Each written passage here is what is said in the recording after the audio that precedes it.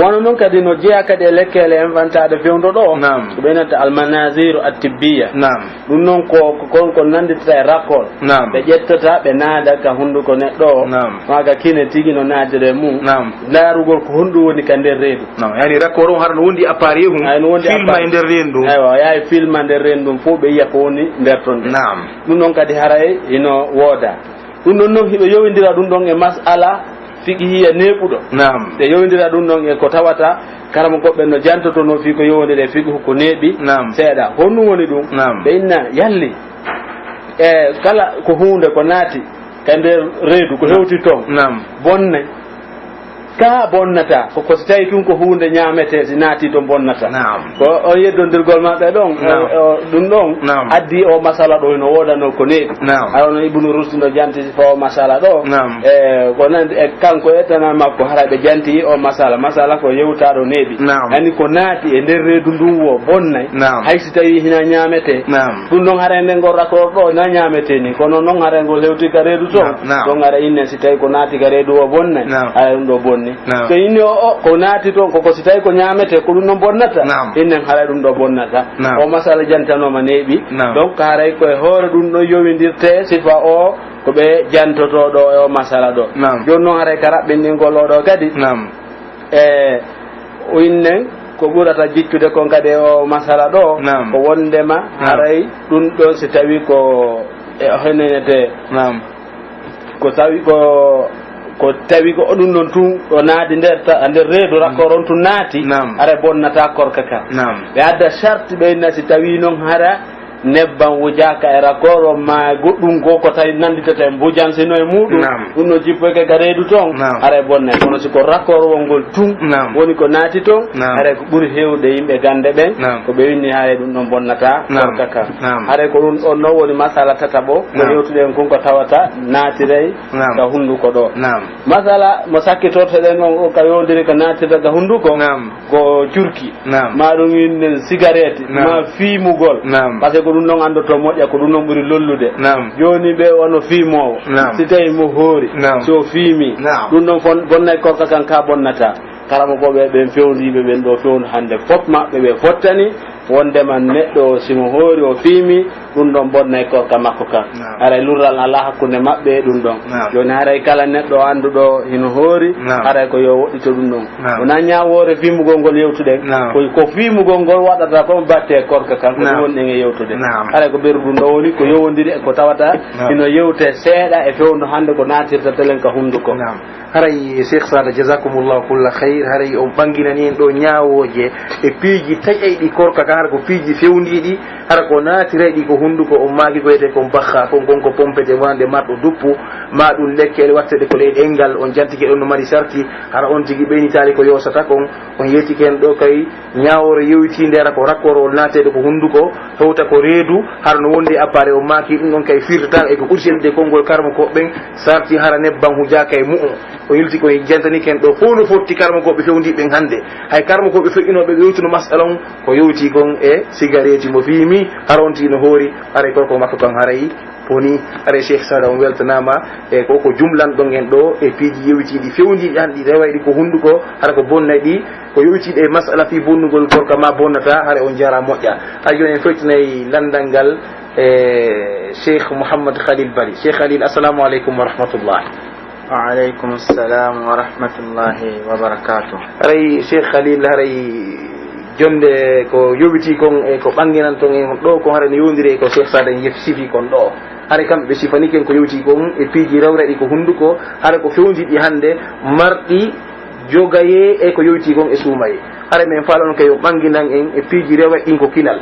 haray ko piiji honɗi fati ɗon kay karma koɓɓe hara ko piiji fewdiɗi hande no wawi wonde gasaraji goɗɗi ɗin hara karma koɓɓe yewtino ko nandi e majji mana goɗɗi ɗin ko hande woni ko fewndi hara karma koɓe hande fewdiɓen ɗo no sifi e majji ɓe maki ɗino si rewri ko kinal hoɓɓe nani bonne hoɓɓe wi bonta hara min faala on ɓanginan en yoga e ɗin piiji ɗon haray jasakumullahu khayran alhamdulillah wassalatu wassalamu ala rasulillah muhammad ibn abdillah wa ala alihi wa ashabihi wa lahu wa ba'd assalamu aleykum wa rahmatullahi wa barakatuh haray ko adi kon fof minen salmina kala wonɓe hettade radio Fouta Djalo international haray no jeeya e ɗin piiji ɗi tawata ko rewoji ka kinal woni alqatra no woodi lekki ki tawata si tawi on tigi no nawni ko ɓe sintinayi lekki kin harka ka kinal ɓe sintintaki joni noon ko honno woni ñawore si tawi on tigi sintini kin ɗon ka kinal makko aray korka kam bonay ka bonata aray ɗon jomiraɓe gande ɓen e o masala ɗon hiɓe fecci pecce ɗiɗi ko wonɗen e wuurdude e mum fewno ɗo woɓɓe inni ɗum ɗon bonnata korka kan kono noon woɓɓe kadi inni ɗum ɗon bonnay korka kan kono fiye waɗu tardi en yoway haala kan e dow ko cheikh sada ardini nanen kon wondema kala ko rewi e budde ɗe allah subhanahu wa taala arsiki neɗɗo on si tawi tun ko rewi ɗon hewtoyi ka dande makko ha feƴƴi ka reedu haray ɗum ɗon korka kam bonay kono noon si tawi ɗum ɗon hewtoyaali toon haray en innay ɗum ɗon bonnata isan masalaji aroji ɗin fof ko ɗon est ce que hewtay feƴƴay hewtoya ka dande hewtoya ka reedu hewtoya ka fulkuru ka ɗum ɗon si tawi waɗama e nden wuddere ɗon ko ɗon tun haɗata feƴƴata si feƴƴi ɗum ɗon kan haray la chaque ɗum ɗon bonay si tawi noon feƴƴali haray ɗum ɗon bonnata kono no yani dalil muɗum to ɓe waɗi ɗum ɗo qiyas ko e nelaɗo salah sallam ɓe innuno salligotoɗo on si tawi mo salligade yo timmin salligi on kono noon sina hara himo hoori yani si tawi mo hoori wota o waɗu ha fiita goɗɗum feƴƴu yani bonnanamo korka makko kan ko ɗum ɗon waɗi haray kala noon ko feƴƴoy ka nder ha rewi ka dande yahi ka nder ɗum ɗon haray ɗum ɗon bonnayi suumaye on kono si tawi tun feƴƴali haɗum hewtoyali toon haray ɗum ɗon bonnata suumaye on tigi on aray noon e fi nde toɓɓere ɗo ko ɗum ɗo woni ko wiɗen ko ɓeeɗa inni bonnay ɓeeɗa inni bonnata kono ennen si tawi tun feƴƴi ɗum ɗon haray bonnay suumaye on tigi on naam haray ha joni kadi hino jeeya e muɗum ko wiyete gazal oxygène ɗum ɗon ko hendu ndu tawata yoga e nawnuɓe ɓen ɓe jonnete ɗum tigi ko ɓe pompatara walla ɓe foofa haray noon ɗum ɗon noon ala e ndun hendu ɗon wona ko ñamminta ala hay hunde ko ñamata ko tawata waɗay wasi neɗɗon ñaamay kono ɗum ɗon koyo wallitomo tun fi o wawa foofude haray ɗum ɗo ɓe ni sifa ɗum ɗon bonnata suumaye on tigi on haray ko ɗum ɗon woni ñawore sifa ɗum ɗon joni noon haray kadi ko hikkiti ɗon ko toɓɓere ko toɓɓete ka noppi andi nanen ko kinal ngal wotno ɗen e wolude fi mum joni ɗo ko toɓɓete ka noppi si tawi hunde toɓɓama ka noppi nawnuɗo on joni haske ɗum ɗon kadi bonnay suumaye makko on ma bonnata ɗon kadi haray ko ñawore nde woluɗen nanen ɗa nden ko ɗum ɗon kadi artata ɗo jomiraɓe gande ɓen pecce ɗiɗi ɓeɗo inni bonnay ɓeɗo inni bonnata kono ha joni ko winoɗen ɗa kon kadi ko ɗum wiyeteɗo si tawi o toɓɓi goɗɗum ka noppi makko rewi ɗon ha hewtoyi ka dande feƴƴi haray yo andu on ɗon korka makko kam boni kono si tawi feƴƴali ɗum ɗon haray korka makko kam bonali haray ko hikkiti ɗon ko rewata ka gite idan na en wooli kinal ngal en wooli noppi ɗin heddi ke gite ɗen no andi no woodi tufayiji ɗi tawata kaka gite waɗete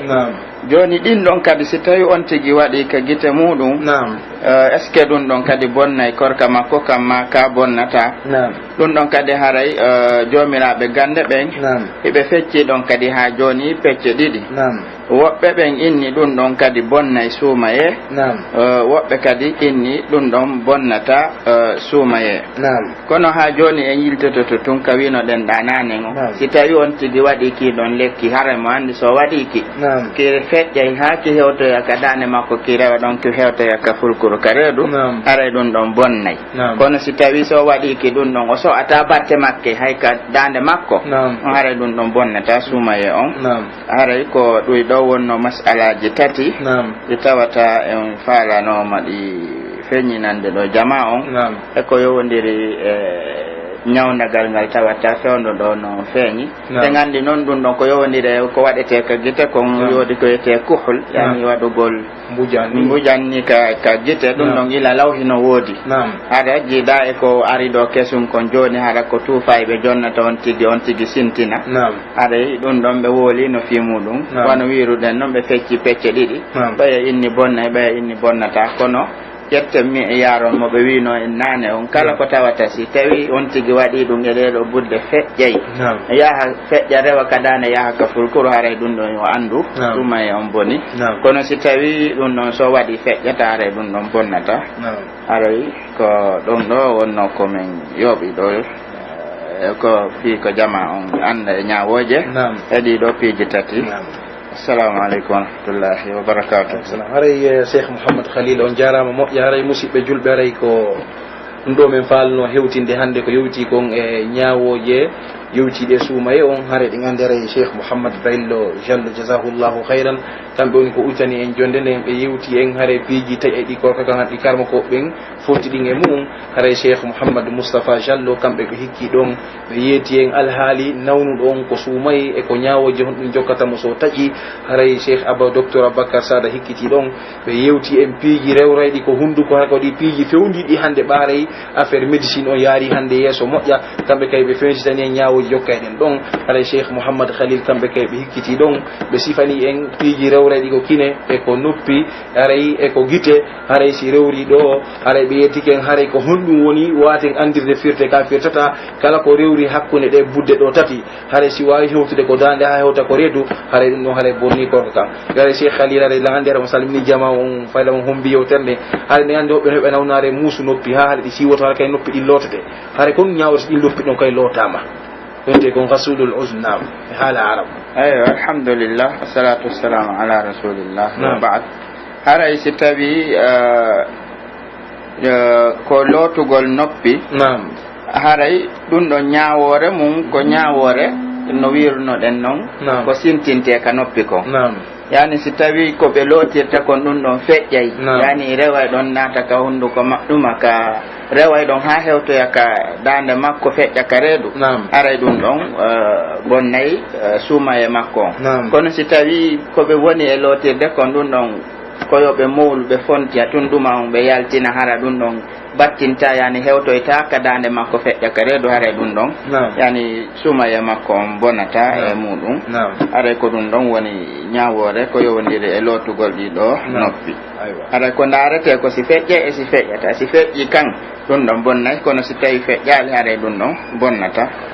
haray musidɓe julɓe haray hande ko ɗon ɗe darade haray meɗen salmina on kala ko wonirɗon haray meɗen wiyana on jasakumullahu kulla hayr haray assalamu aleykum wa rahmatullahi wa barakatuh. musidɓe heƴƴoɗe radio fouta dialo international radio fouta point info heɗitoɗen radio fouta dialon international, the voice of fouta dialon.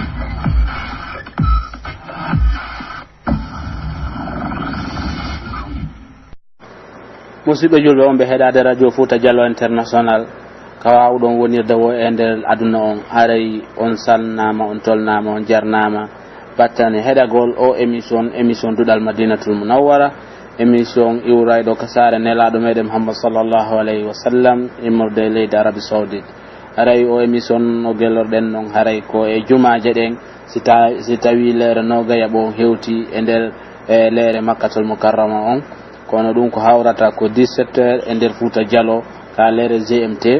haray ko émission ɗo hewtay on kono noon kadi haare émission on o fillinnete e nder jemma on ɗo e fiyo hawrodir e waktuji woɓɓe goo kadi tawaynoɓe wata heɗitade o sahay ɗo haɗa ko toujours so tiguino joguiti e heɗitade radio on o wawa hawrodirde e émission feƴƴuɗo on tawɗo heɗakimo mo wawi heɗitademo e nder sahaji wonɗi arde ɗo noon ɗo ha jemma on ha bimbi ha ñalorma janggo haray ko programme jigo feƴƴuɗunoɗi e tentini o ɗo kadi wona haray e fillinede ka radio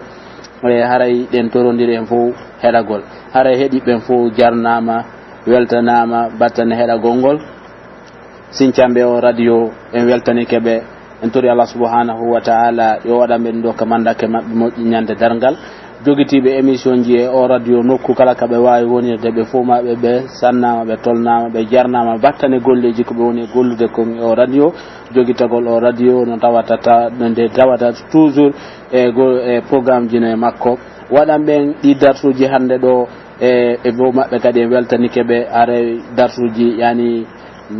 ñawoje hittuɗe ɓe ɓanginani en ɗo ko yogondiri e ndu lewru ɗo lewru suumaye haray ɓe fof maɓɓe ɓe weltana battane ɗen golle ɗon ɗe ɗen tori Allah subhanahu wa ta'ala yo waɗan en o radio ɗo radio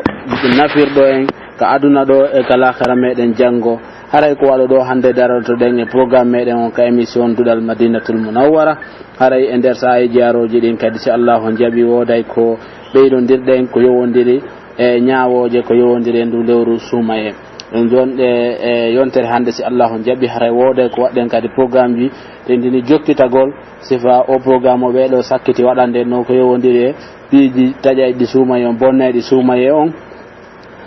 tentini piiji kesi wonɗi e muɗum ɗin haɗa ɓe ɓeyda ɓanginande en e majji ko wano noon kadi piiji kesi ko yaltata ko yowodiri e voyage ji ɗin haɗa ɗum noon kadi wooday ko ɓe ɓanginani en e nder yonte arore nden si Allahu jaaɓi ɓay piiji buyno yalta e muɗum goɗɗo no wawi wude e nokkure goo ara mo hoori o yaha o jippoyo nokkure goo tawa waktuji ɗin no serti ma o ƴawa ka weeyo tawa piiji ɗin alhaaliji ɗin sanji ɗin piiji fof si Allahu jaaɓi ɓe wawa e ɓanginande en e nder yontere arore nden si Allahu jaaɓi émission arowo aray en tori Allah subhanahu wa ta'ala yo waɗen ko yewtaɗo kon hara ko fima ko yewtira o yoɓa en jodde aljanna o newnana en horugol ndu lewru suumaye assalamu aleykum wa rahmatullahi wa barakatuh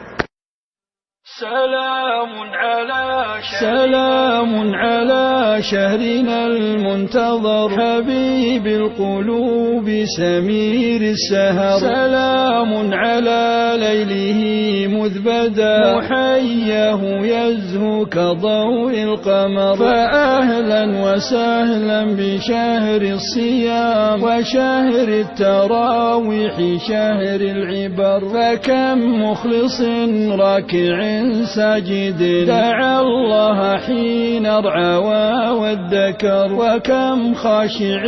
في الليالي الملا بدمع غزير يضاهي المطر فشهر الصيام وشهر القيام وشهر الدعاء يفي بالوطر أرى شمسه أشرقت في القلوب وضاءت كما ضاء نور البصر أتانا شذاه بنفحة خير ونفحة جود وعطر الزهر فكم مذنب كف عن ذنبه وصارع شيطانه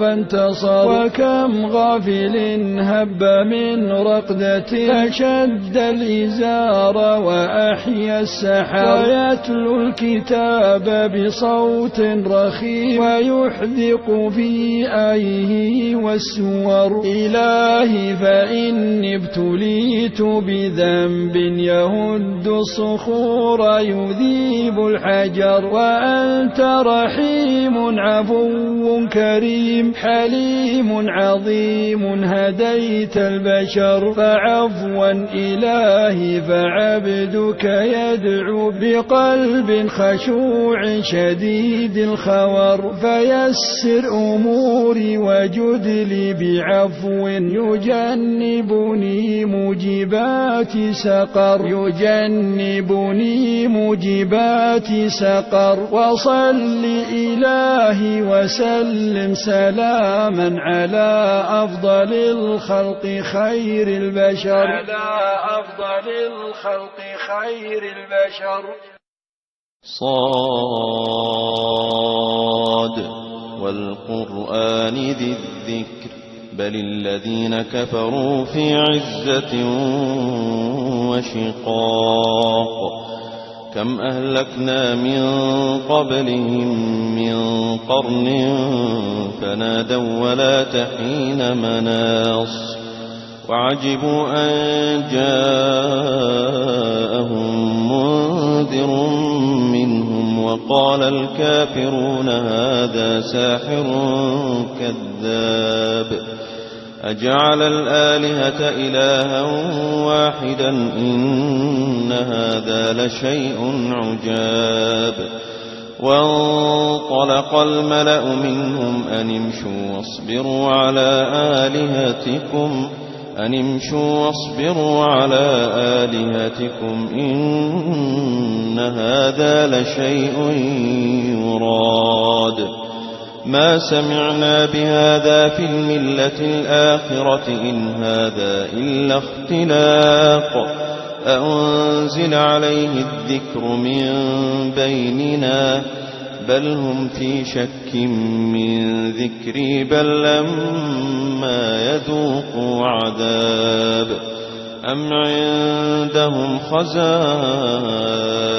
رحمة ربك العزيز الوهاب أم لهم ملك السماوات والأرض وما بينهما فليرتقوا في الأسباب جند ما هنالك مهزوم من الأحزاب كذبت قبلهم قوم نوح وعاد وفرعون ذو الأوتاد وثمود وقوم لوط وأصحاب الأيكة أولئك الأحزاب إن كل إلا كذب الرسل فحق عقاب وما ينظر هؤلاء إلا صيحة واحدة ما لها من فواق وقالوا ربنا عجل لنا قطنا قبل يوم الحساب اصبر على ما يقولون واذكر عبدنا داود ذا الأيد إنه أواب إنا سخرنا الجبال معه يسبحن بالعشي والإشراق والطير محشورة كل له أواب وشددنا ملكه وآتيناه الحكمة وفصل الخطاب وهل أتاك نبأ الخصم إذ تسوروا المحراب إذ دخلوا على داود ففزع منهم قالوا لا تخف خصمان بغى بعضنا على بعض فاحكم بيننا بالحق ولا تشطط واهدنا إلى سواء الصراط إن هذا أخي له 99 نعجة ولي نعجة واحدة فقال أكفلنيها وعزني في الخطاب قال لقد ظلمك بسؤال نعجتك إلى نعاجه وإن كثيرا من الخلطاء ليبغي بعضهم على بعض إلا الذين آمنوا وإن كثيرا من الخلطاء ليبغي بعضهم على بعض إلا الذين آمنوا وعملوا الصالحات وقليل ما هم وظن داود أنما فتناه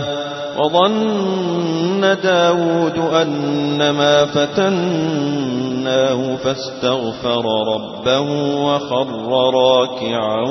وأناب فغفرنا له ذلك وإن له عندنا لزلفى وحسن مآب يا داود إنا جعلناك خليفة في الأرض فاحكم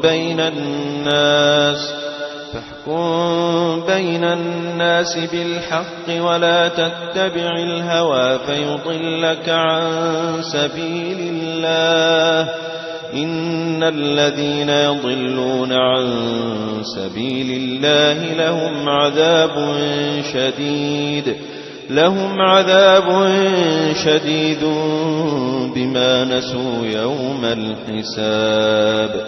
وما خلقنا السماء والأرض وما بينهما باطلا ذلك ظن الذين كفروا فويل للذين كفروا من النار أم نجعل الذين آمنوا وعملوا الصالحات كالمفسدين في الأرض أم نجعل المتقين كالفجار كتاب أنزلناه إليك مبارك ليدبروا آياته وليتذكر أولو الألباب ووهبنا لداود سليمان نعم العبد إنه أواب إذ عرض عليه بالعشي الصافنات الجياد فقال إني أحببت حب الخير عن ذكر ربي حتى توارت بالحجاب ردوها علي فطفق مسحا بالسوق والأعناق ولقد فتنا سليمان وألقينا على كرسيه جسدا ثم أناب قال رب اغفر لي وهب لي ملكا لا ينبغي لأحد من بعدي إنك أنت الوهاب فسخرنا له الريح تجري بأمره رخاء حيث أصاب والشياطين كل بناء وغواص وآخرين مقرنين في الأصفاد هذا عطاؤنا فامنن أو أمسك بغير حساب وإن له عندنا لزلفى وحسن مآب واذكر عبدنا أيوب إذ نادى ربه أني مسني الشيطان بنصب وعذاب اركض برجلك هذا مغتسل بارد وشراب ووهبنا له أهله ومثلهم معهم رحمة منا وذكرى لأولي الألباب وخذ بيدك ضغثا فاضرب به ولا تحنث إنا وجدناه صابرا نعم العبد إنه أواب واذكر عبادنا إبراهيم وإسحاق ويعقوب أولي الأيدي والأبصار إنا أخلصناهم بخالصة ذكر الدار وإنهم عندنا لمن المصطفين الأخيار واذكر إسماعيل واليسع وذا الكفل وكل من الأخيار هذا ذكر وإن للمتقين لحسن مآب جنات عدن مفتحة لهم الأبواب متكئين فيها يدعون فيها بفاكهة كثيرة وشراب وعندهم قاصرات الطرف أتراب هذا ما توعدون ليوم الحساب إن هذا لرزقنا ما له من نفاد هذا وإن للطاغين لشر مآب جهنم يصلونها فبئس المهاد هذا فليذوقوه حميم وغساق وآخر من شكله أزواج هذا فوج مقتحم معكم لا مرحبا بهم لا مرحبا بهم إنهم صالوا النار. قالوا بل أنتم لا مرحبا بكم أنتم قدمتموه لنا فبئس القرار. قالوا ربنا من قدم لنا هذا فزده عذابا ضعفا في النار. وقالوا ما لنا لا نرى رجالا كنا نعدهم من الأشرار أتخذناهم سخريا أم زاغت عنهم الأبصار إن ذلك لحق تخاصم أهل النار. قل إنما أنا منذر وما من إله إلا الله. قل إنما أنا منذر وما من إله إلا الله الواحد القهار. رب السماوات والأرض وما بينهما العزيز الغفار. قل هو نبأ عظيم أنتم عنه معرضون. ما كان لي من علم بالملأ الأعلى إذ يختصمون إن يوحى إلي إلا أنما أنا نذير مبين. إذ قال ربك للملائكة إني خالق بشرا من طين فإذا سويته ونفخت فيه من روحي فقعوا له ساجدين. فسجد الملائكة كلهم أجمعون إلا إبليس استكبر وكان من الكافرين. قال يا إبليس ما منعك أن تسجد لما خلقت بيدي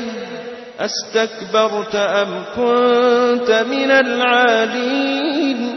قال أنا خير منه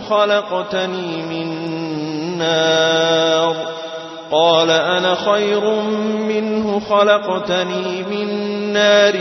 وخلقته من طين. قال فاخرج منها فإنك رجيم وإن عليك لعنتي إلى يوم الدين. قال رب فأنظرني إلى يوم يبعثون. قال فإنك من المنظرين إلى يوم الوقت المعلوم. قال فبعزتك لأغوينهم أجمعين إلا عبادك منهم المخلصين. قال فالحق والحق أقول لأملأن جهنم منك وممن تبعك منهم أجمعين. قل ما أسألكم عليه من أجر وما أنا من المتكلفين إن هو إلا ذكر للعالمين ولتعلمن نبأه بعد حين.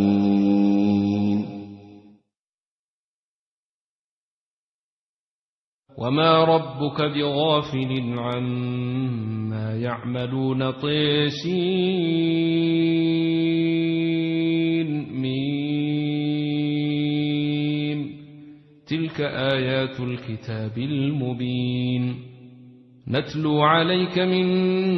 نبأ موسى وفرعون بالحق لقوم يؤمنون. إن فرعون علا في الأرض وجعل أهلها شيعا يستضعف طائفة منهم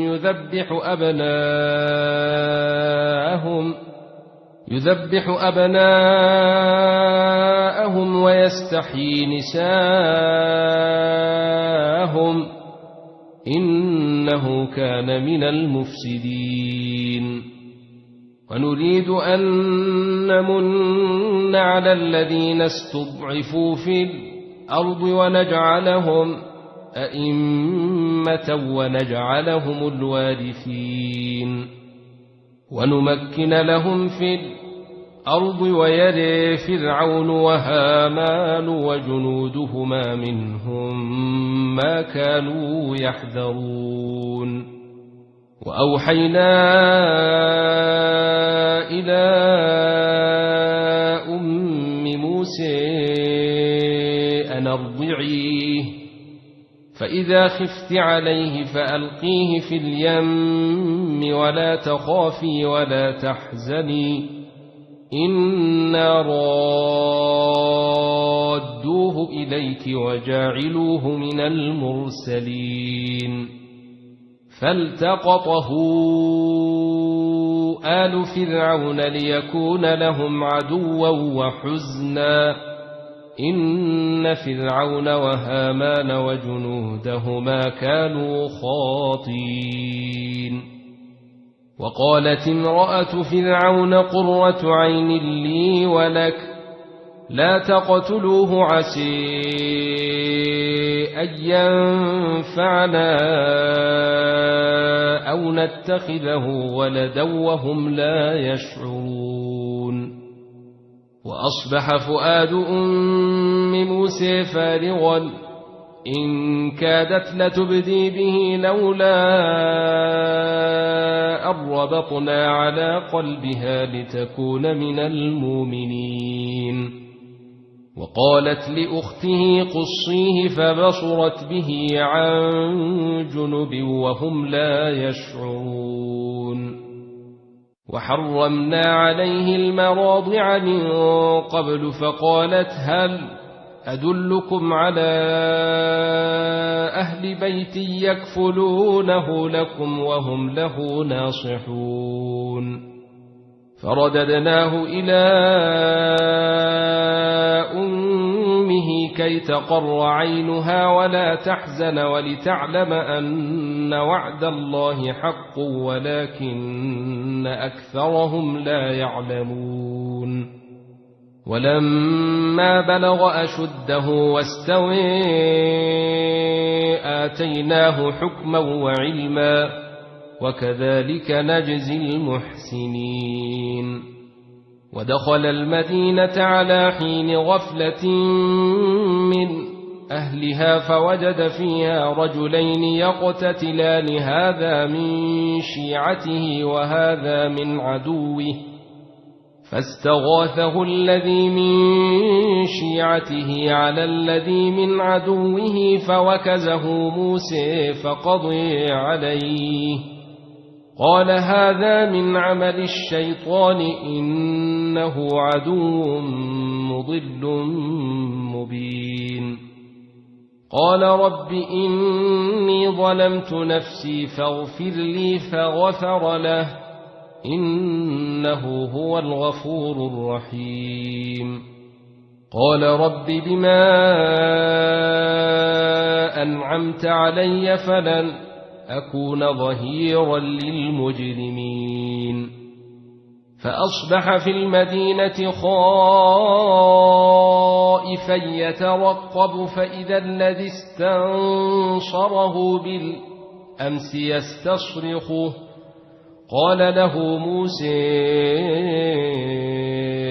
إنك لغوي مبين فلما أن أراد أن يبطش بالذي هو عدو لهما قال يا موسى أتريد أن تقتلني كما قتلت نفسا بالأمس إن تريد إلا أن تكون جبارا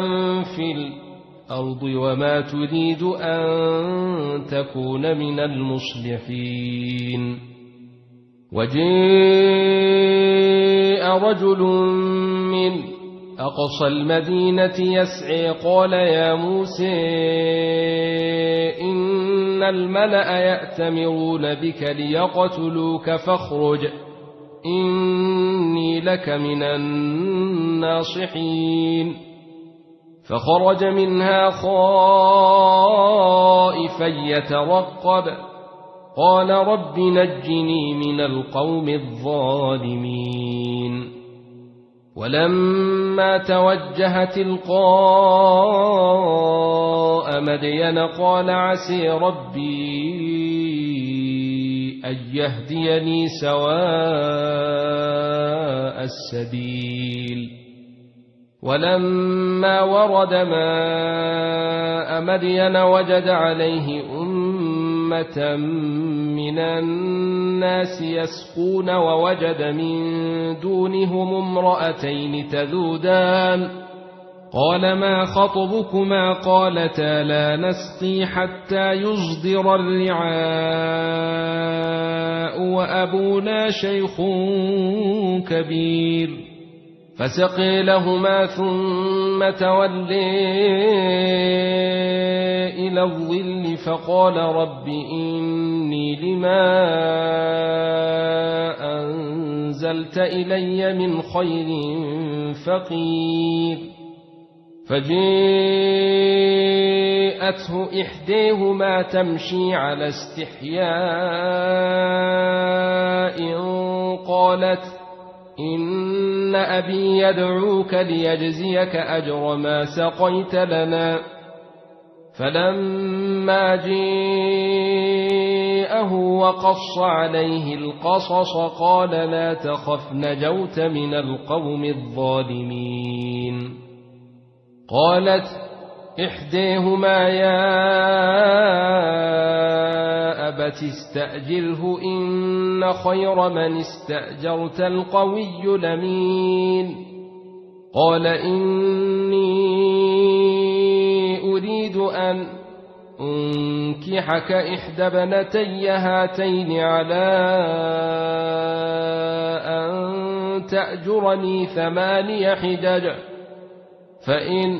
أتممت 10 فمن عندك وما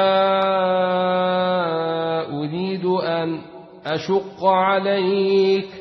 ستجدني إن شاء الله من الصالحين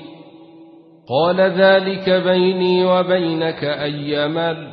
الأجلين قضيت فلا عدوان علي والله على ما نقول وكيل فلما قضي موسى الأجل وسار بأهله آنس من جانب الطور نارا قال لأهلهم كثوا إني آنست نارا لعلي آتيكم منها بخبر أو جذوة من النار لعلكم تصطلون فلما أتيها نودي من شاطئ الوادي الأيمن في البقعة المباركة من الشجرة أي يا موسى إني أنا الله رب العالمين وأن ألق عصاك فلما رئيها تهتز كأنها جان ولي مدبرا ولم يعقب يا موسى أقبل ولا تخف إنك من الآمنين أسلك يدك في جيبك تخرج بيضاء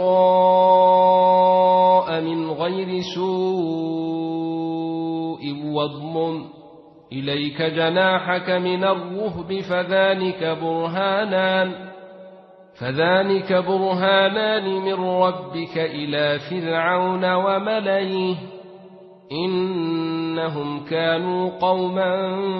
فاسقين قال رب إني قتلت منهم نفسا فأخاف أن يقتلون وأخي هارون هو أفصح مني لسانا فأرسله معي رد أن يصدقني إني أخاف أن يكذبون قال سنشد عضدك بأخيك ونجعل لكما سلطانا فلا يصلون إليكما بآياتنا أنتما ومن اتبعكما الغالبون فلما جاءهم موسى بآياتنا بينات قالوا ما هذا إلا سحر مفترى وما سمعنا بهذا في آبائنا الأولين وقال موسى ربي أعلم بمن جاء بالهدى من عنده ومن يكون له عاقبة الدار إنه لا يفلح الظالمون وقال فرعون يا أيها الملأ ما علمت لكم من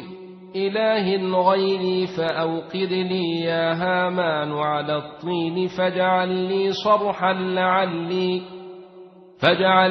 صرحا لعلي أطلع إلى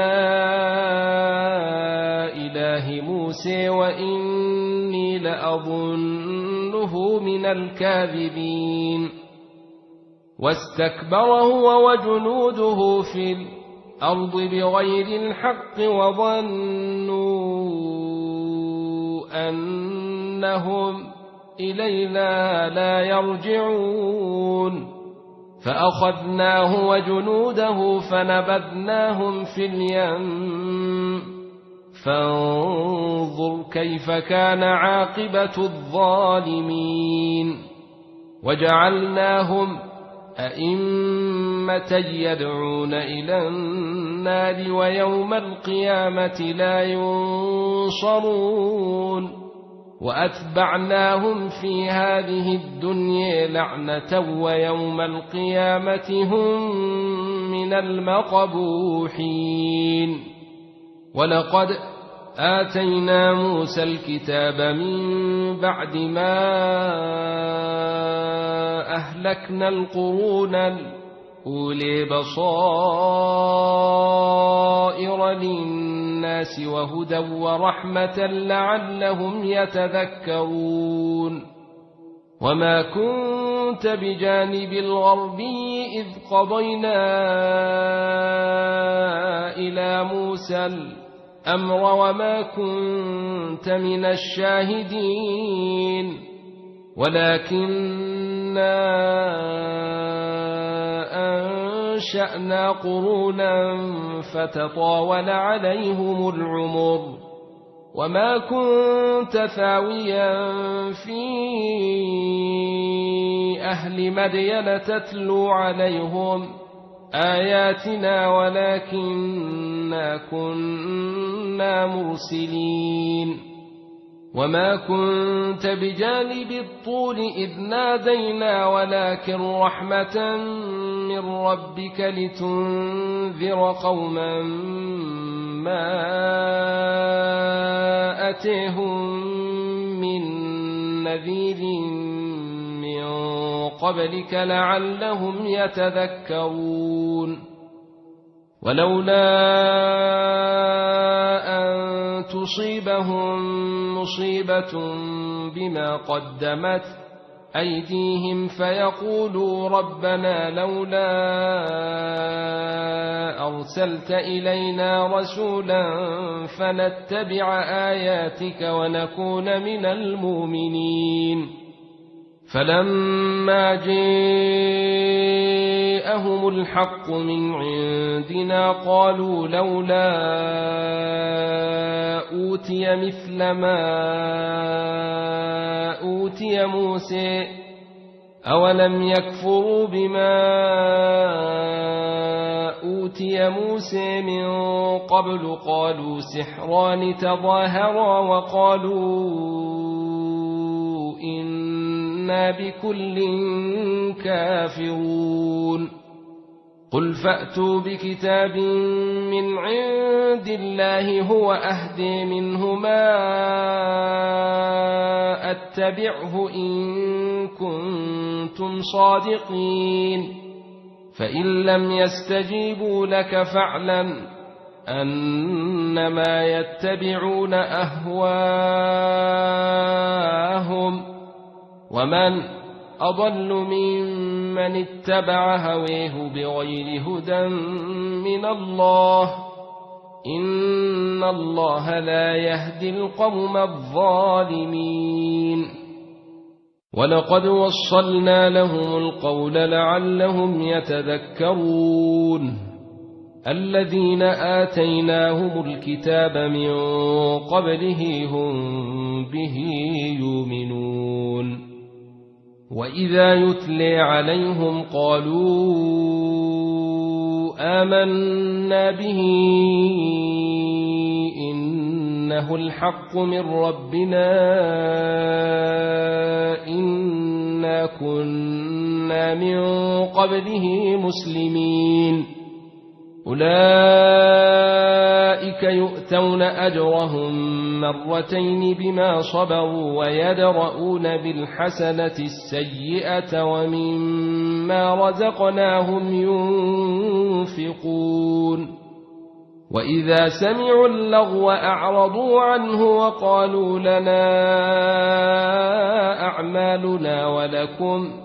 أعمالكم سلام عليكم لا نبتغي الجاهلين إنك لا تهدي من أحببت ولكن الله يهدي من يشاء وهو أعلم بالمهتدين وقالوا إن نتبع الهدى معك نتخطف من أرضنا أولم نمكن لهم حرما آمنا يجبى إليه ثمرات كل شيء إذ رزقا من لدنا ولكن أكثرهم لا يعلمون وكم أهلكنا من قرية بطرت معيشتها فتلك مساكنهم لم تسكن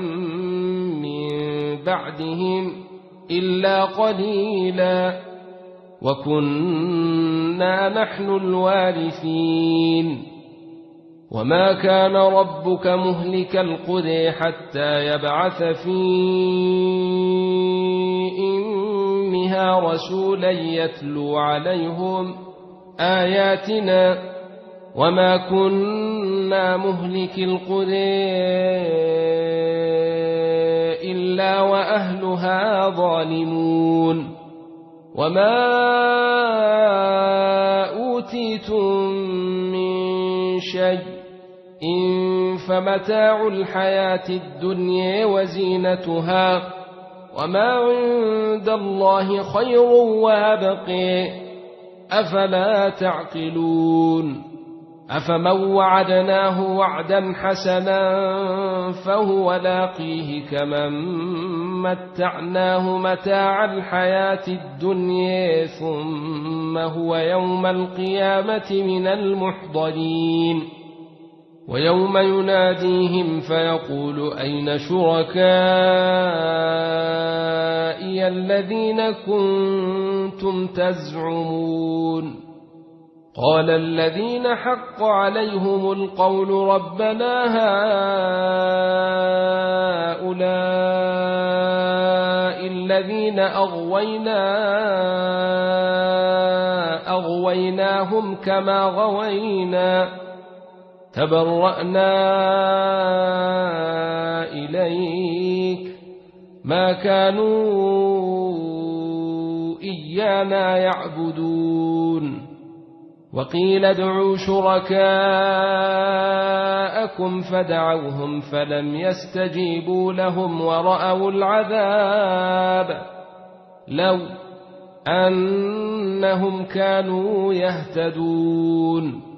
ويوم يناديهم فيقول ماذا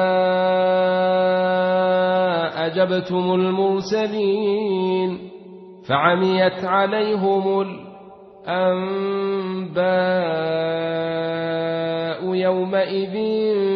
فهم لا يتساءلون فأما من تاب وآمن وعمل صالحا فعسى أن يكون من المفلحين وربك يخلق ما يشاء ويختار ما كان لهم الخيرة سبحان الله وتعالى عما يشركون وربك يعلم ما تكن صدورهم وما يعلنون وهو الله لا إله إلا هو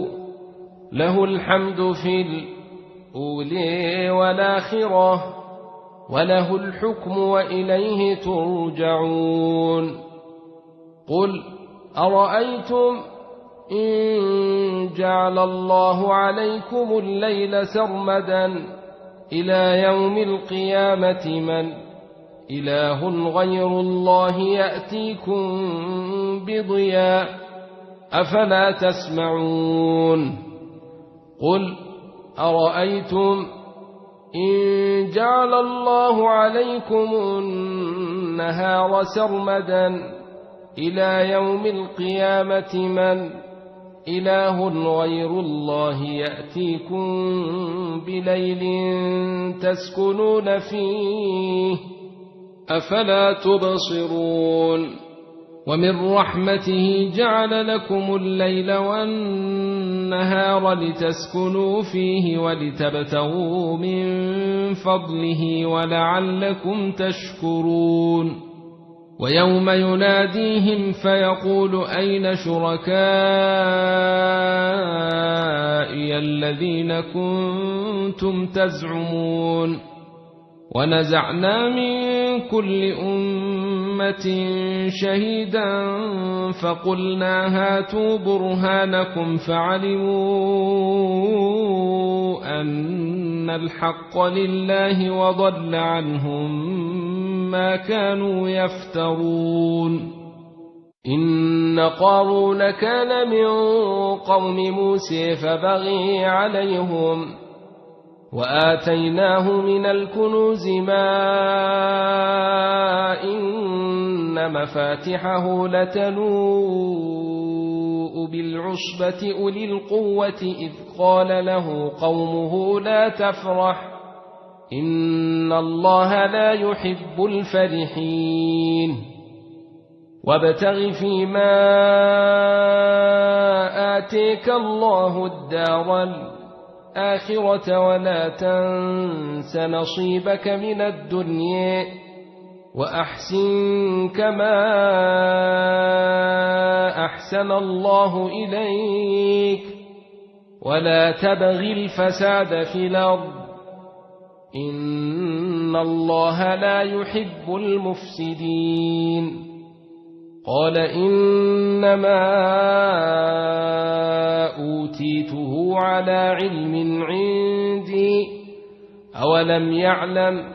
أن الله قد أهلك من قبله من القرون من هو أشد منه قوة وأكثر جمعا ولا يسأل عن ذنوبهم المجرمون فخرج على قومه في زينته قال الذين يريدون الحياة الدنيا يا ليت لنا مثل ما أوتي قارون إنه لذو حظ عظيم وقال الذين أوتوا العلم ويلكم ثواب الله خير لمن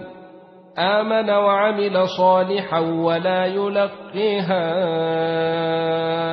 إلا الصابرون فخسفنا به وبداره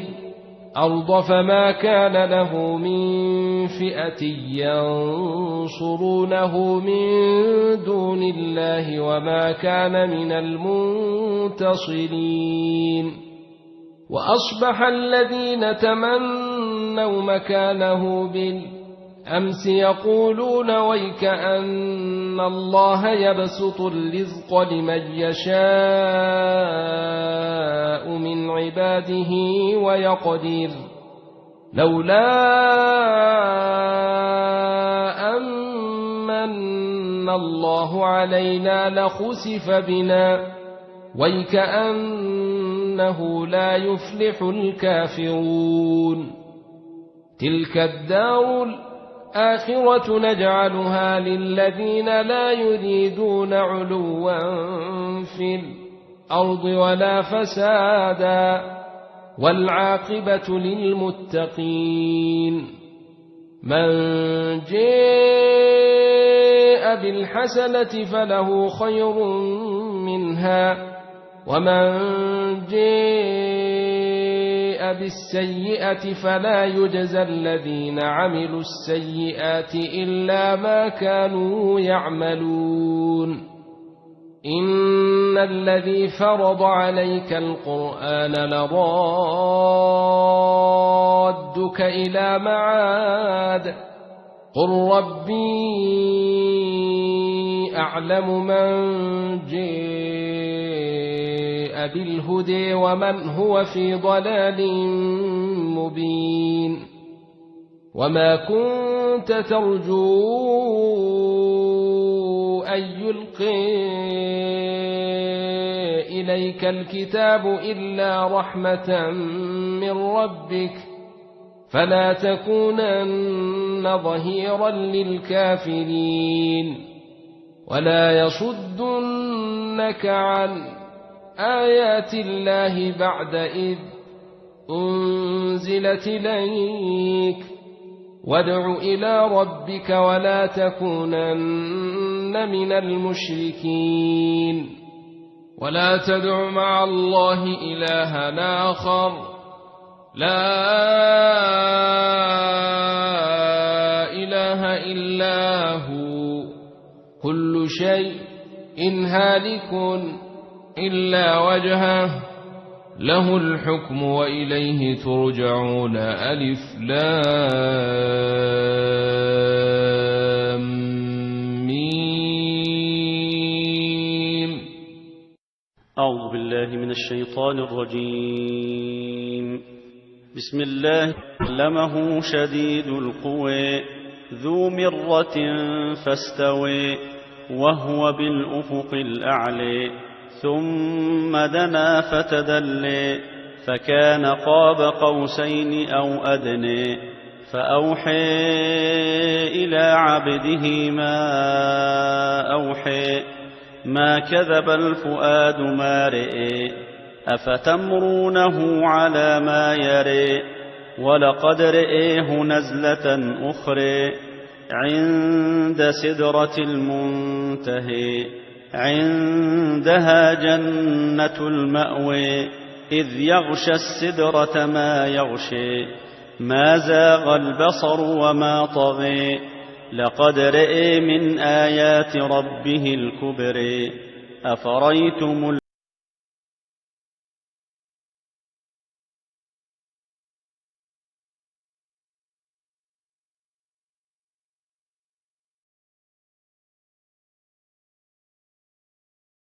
ألف لام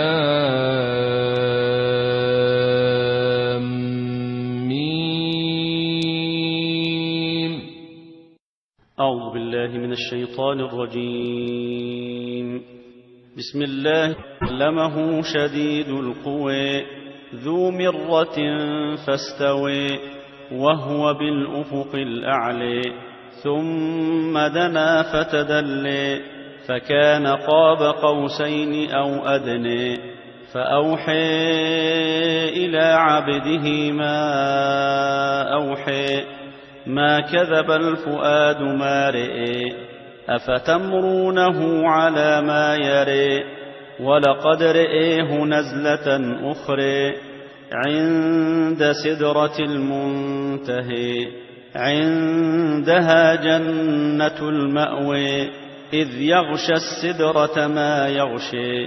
ما زاغ البصر وما طغي لقد رئي من آيات ربه الكبر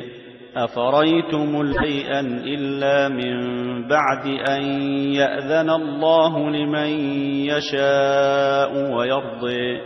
إن الذين لا يؤمنون بالآخرة ليسمون الملائكة تسمية الأنثى وما لهم به من علم إن يتبعون إلا الظن وإن الظن لا يغني من الحق شيئا فأعرض عن من تولي عن ذكرنا ولم يرد إلا الحياة الدنيا ذلك مبلغهم من العلم إن ربك هو أعلم بمن ضل عن سبيله وهو أعلم بمن اهتدي ولله ما في السماوات وما في الأرض ليجزي الذين أساءوا بما عملوا ويجزي الذين أحسنوا بالحسن الذين يجتنبون كبير الإثم والفواحش إلا اللمم إن ربك واسع المغفرة هو أعلم بكم إذ أنشأكم من الأرض وإذ أنتم أجنة في بطون أمهاتكم فلا تزكوا أنفسكم هو أعلم بمن اتقي أفريت الذي تولي وأعطي قليلا وأكدي أعنده علم الغيب فهو يري أم لم ينبأ بما في صحف موسى وإبراهيم الذي وفي ألا تزر وازرة وزر أخرى وأن ليس للإنسان إلا ما سعي وأن سعيه سوف يري ثم يجزيه الجزاء الأوفي وأن إلى ربك المنتهي وأنه هو أضحك وأبكي وأنه هو أمات وأحيي وأنه خلق الزوجين الذكر والأنثى من نطفة إذا تمني وأن عليه النشأة الأخرى وأنه هو أغني وأقني وأنه هو رب الشعر وأنه أهلك عادا الأولى وثمودا فما أبقي وقوم نوح من قبل إنهم كانوا هم أظلم وأطغي والمؤتفكة أهوي فغشيها ما غشي فبأي آلاء ربك تتماري هذا نذير من النذر الأولى أزفت الآزفة ليس لها من دون الله كاشفة أفمن هذا الحديث تعجبون وتضحكون ولا تبكون وأنتم سامدون فاسجدوا لله واعبدوا بسم الله الرحمن الرحيم اقتربت الساعة وانشق القمر وإن يروا آية يعرضوا ويقولوا سحر مستمر وكذبوا واتبعوا أهواءهم وكل أمر مستقر ولقد جاءهم من الأنباء ما فيه مزدجر حكمة بالغة فما تغني النذر فتول عنهم يوم يدعو الداعي إلى شيء نكر خاشعا أبصارهم يخرجون من الأجداث كأنهم جراد منتشر مهطعين إلى الداع يقول الكافرون هذا يوم عسر كذبت قبلهم قوم نوح فكذبوا عبدنا وقالوا مجنون وازدجر فدعا ربه أني مغلوب فانتصر ففتحنا أبواب السماء بماء منهمر وفجرنا الأرض عيونا فالتقى الماء على أمر قد قدر وحملناه على ذات ألواح ودسر تجري بأعيننا جزاء لمن كان كفر ولقد تركناها آية فهل من مدكر فكيف كان عذابي ونذر ولقد يسرنا القرآن للذكر فهل من مدكر كذبت عاد فكيف كان عذابي ونذر إنا أرسلنا عليهم ريحا صرصرا في يوم نحس مستمر تنزع الناس كأنهم أعجاز نخل منقعر فكيف كان عذابي ونذر ولقد يسرنا القرآن للذكر فهل من مدكر كذبت ثمود بالنذر فقالوا أبشرا منا واحدا نتبعه إنا إذا لفي ضلال وسعر أألقي الذكر عليه من بيننا بل هو كذاب أشر سيعلمون غدا من الكذاب الأشر إنا مرسل الناقة فتنة لهم فارتقبهم واصطبر ونبئهم أن الماء قسمة بينهم كل شرب محتضر فنادوا صاحبهم فتعاطي فعقر فكيف كان عذابي ونذر إنا أرسلنا عليهم صيحة واحدة فكانوا كهشيم المحتضر ولقد يسرنا القرآن للذكر فهل من مدكر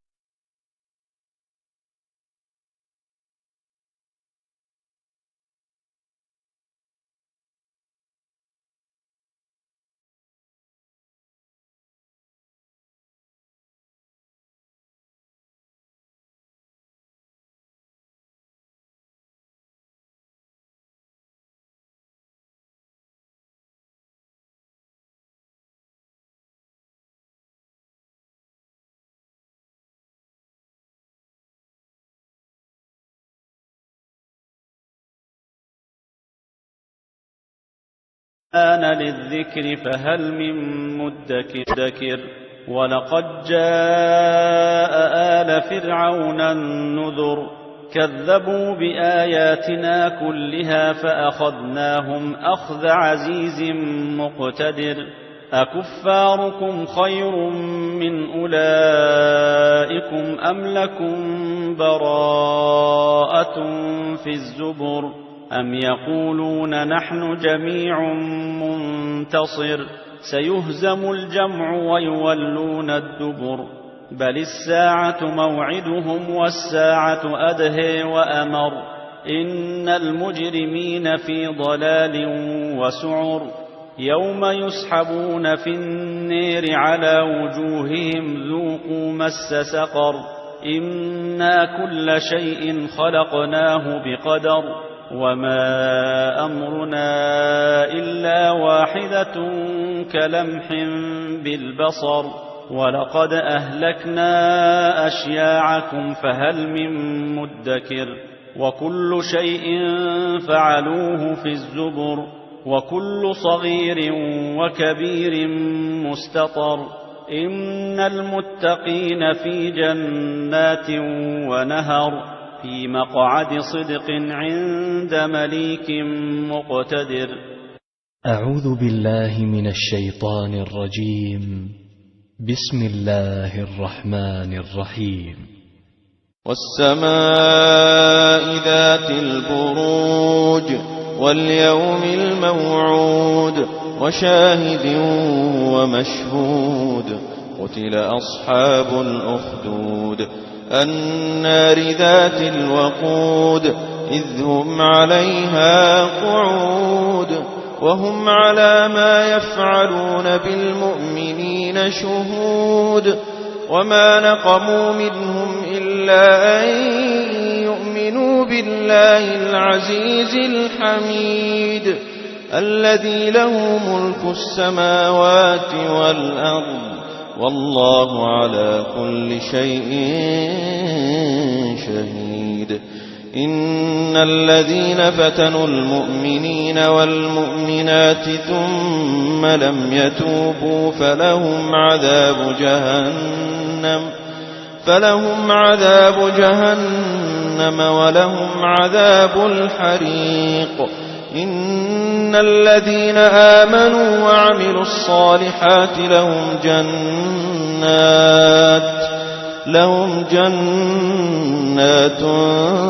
تجري من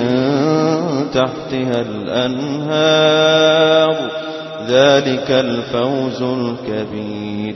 إن بطش ربك لشديد إنه هو يبدئ ويعيد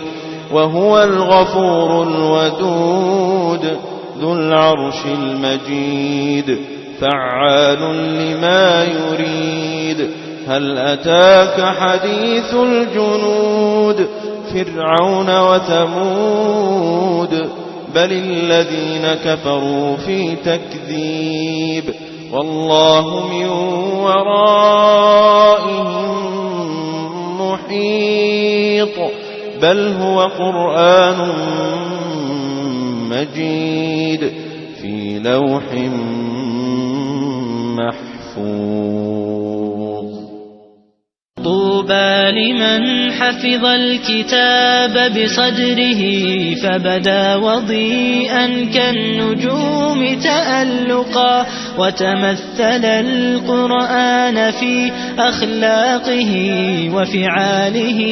فيه الفؤاد تعلقا وتلاه في جنح الدجى متدبرا والدمع من بين الجفون ترقرقا هذه صفات الحافظين كتابه حقا فكن بصفاتهم متخلقا يا حافظ القرآن رتل آيه فالكل أنصت للتلاوة مطرقا يا حافظ القرآن لست بحافظ حتى تكون لما حفظت مطبقا ماذا يفيدك أن تسمى حافظا وكتاب ربك في الفؤاد تمزقا يا أمتي القرآن حبل نجاتنا سلام على شهرنا المنتظر حبيب القلوب سمير السهر سلام على ليله مذ بدا محياه يزهو كضوء القمر فأهلا وسهلا بشهر الصيام وشهر التراويح شهر العبر فكم مخلص راكع ساجد دعا الله حين الرعوى والذكر وكم خاشع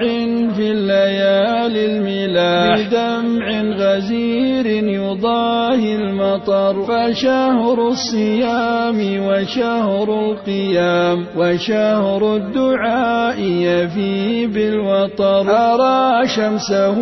أشرقت في القلوب وضاءت كما ضاء نور البصر أتانا شذاه بنفس نفحة خير ونفحة جود وعطر الزهر. فكم مذنب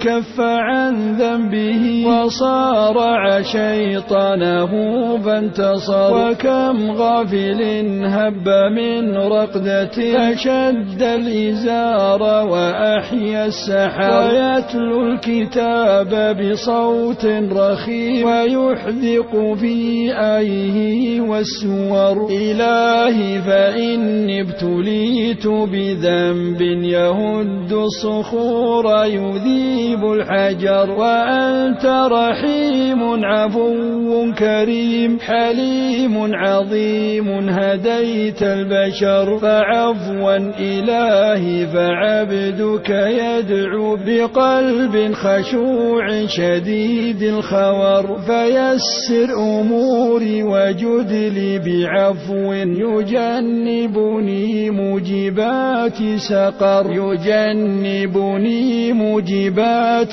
سقر. وصل إلهي وسلم سلاما على أفضل الخلق خير البشر. على أفضل الخلق خير البشر.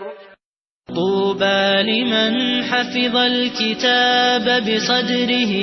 فبدا وضيئا كالنجوم تألقا. وتمثل القرآن في أخلاقه وفعاله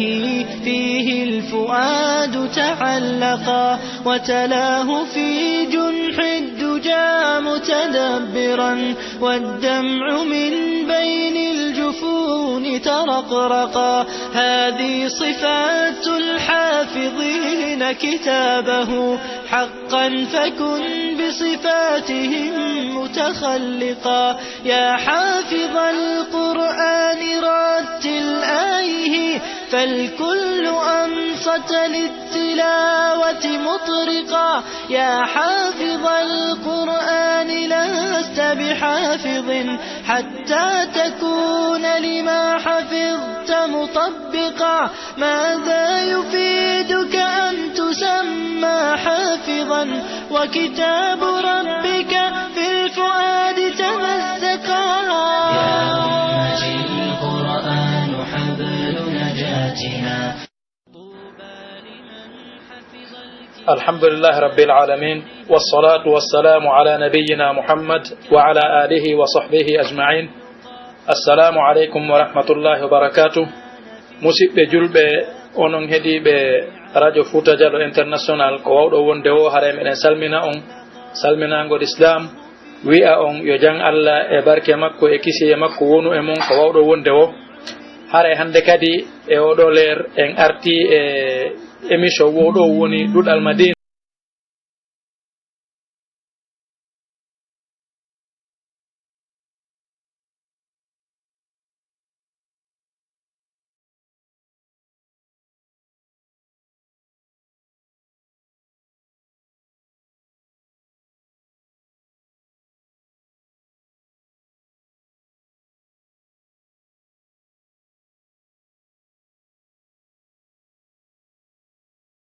ngol islam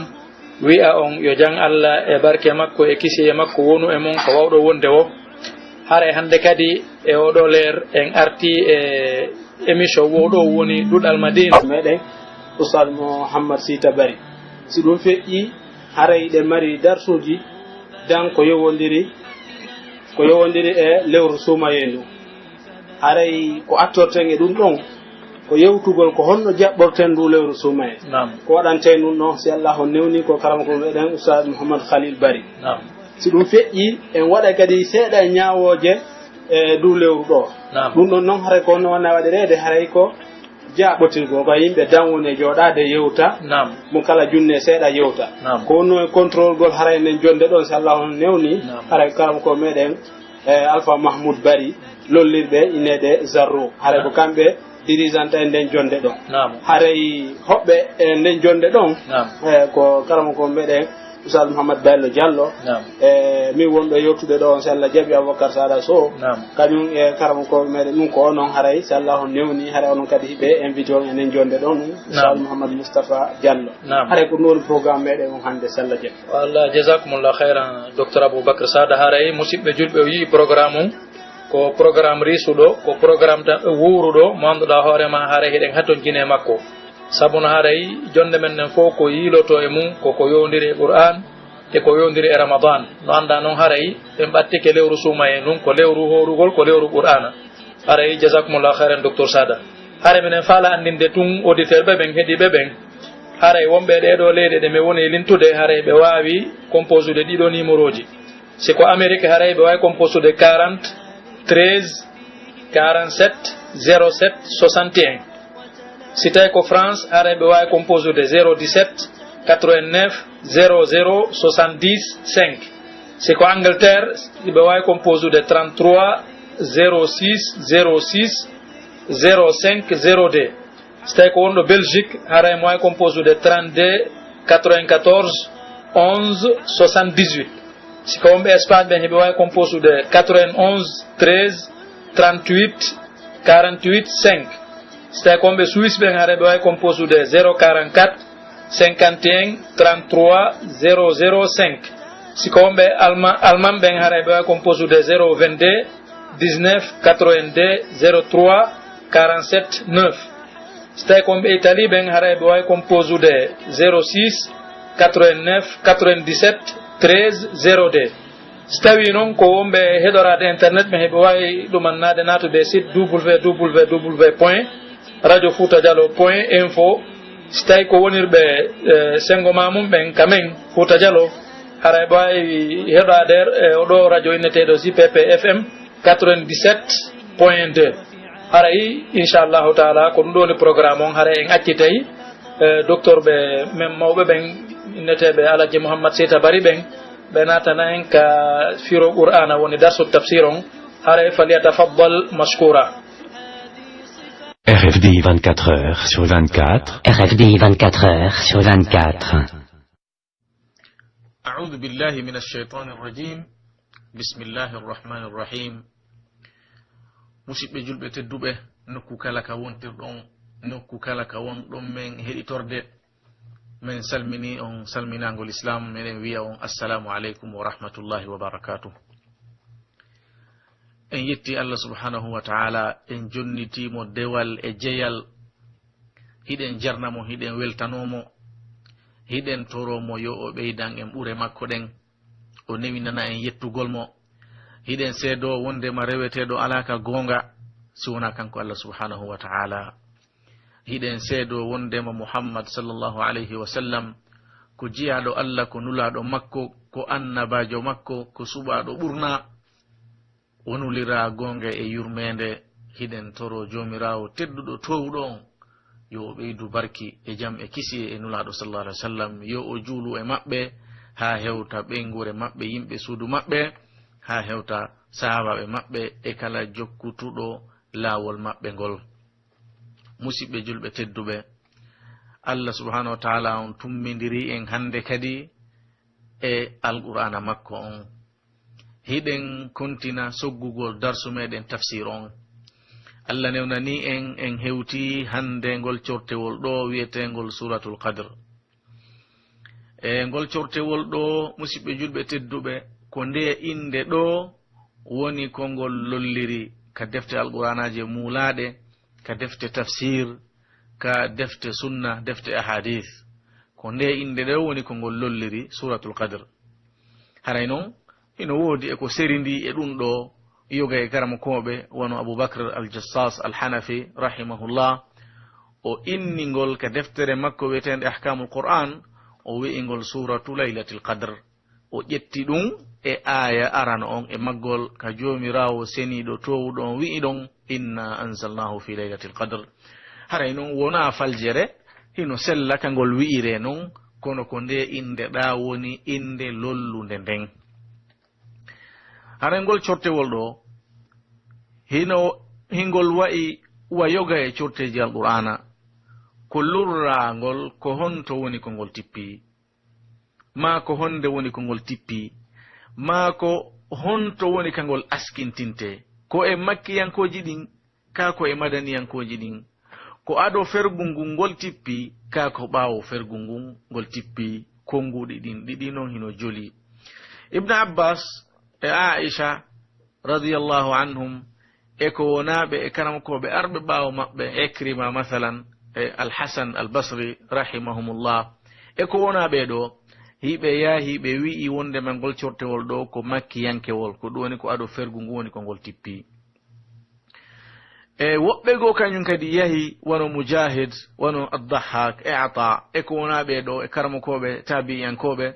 kamɓe hiɓe wi'i wondema ngol cortewol ɗo ko madaniyankewol, ko ɗum woni ko tippingol ɓawo fergundulaɗo ngun sallallahu alayhi wa sallam. haray noon ɓawo yurnita gollan adillaji maɓɓe ɗin ɓe fof e maɓɓe yaruɓe wondema ko makkiyankewol, maɗum yaruɓe wondema ko madaniyankewol, mi heɓali ko taƴanimmi gotun e muɗum jiccini ɗum tigi. haray noon mi hawri e konngol ngol At-Tahir ibn Ashur rahimahullah, goto e karmakoɓe sakkitiɓe wurude gani nga, o wi'i wondema cortewol ngol hingol wawi wonde ma hino wawi jiccinede wi'e ko madaniyankewol. sabu honnum o wi sabu hingol tippi, ma hingol tippodi, ma hingol mofti rerɗingol fi wurnutugol o jemma wiyeteɗo jemma laylatul qadr. jemma laylatul qadr ko e sumaye on, sumaye ko ɓawo fergu ngun woni ko farla, ɓawo nulaɗo sallallahu alaihi wa sallam ɓe ferude ɓe seno Madina ka hitande ɗimmere, mi ɓuure tan ƴinade ko on say woni ko sumaye on farla. o wi noon darugol ɗum ɗo no ɓura ñoƴinirde haqqille ɗen wondema cortewol ngol ko madaniyankewol. ala kullin e ɗum ɗo hino wawi ko wiyete kon istinas, oti no wawi yondinorde ɗum ɗon o wallitora, kono ɗum ɗon yona ko taƴire, sabu aya ma cortewol hino tippo hara ko ngol mofti kon e hukum ko ngol gollirte kon tigi tigi hara hewtali taho. misal muɗum wano ayaje tippiɗe ɗen fi zakat, makkiyankoje ɗen ayaje tippiɗe ɗen aɗo fergu ngun hino wola fi zakka, tawatara ko ayaje fottanaɗe wonde makko makka woni ko ɗe tippi aɗo fergundulaɗo mum sallallahu alaihi wa sallam. kono zakka on wano gellorɗen noon wona makka woni ko farla, ko ɓawnulaɗo sallallahu alaihi wa sallam ferude seno Madina ko on sayi afwan zakka on no ɓe karamko ɓen hawtodirin noon ayaje ɗen yarli ko makka farla ka ko Madina farla. ɓe wi zakka on ko makka woni ko farla, kono teke teke muɗum e fese fese muɗum ko jelu ittete e ko honnum ittante e ko honne sa ittete, ɗum ɗon ko Madina woni ko farla. ɗo kadi haray no wawi wonde cortewol ngol ngol tippo makka,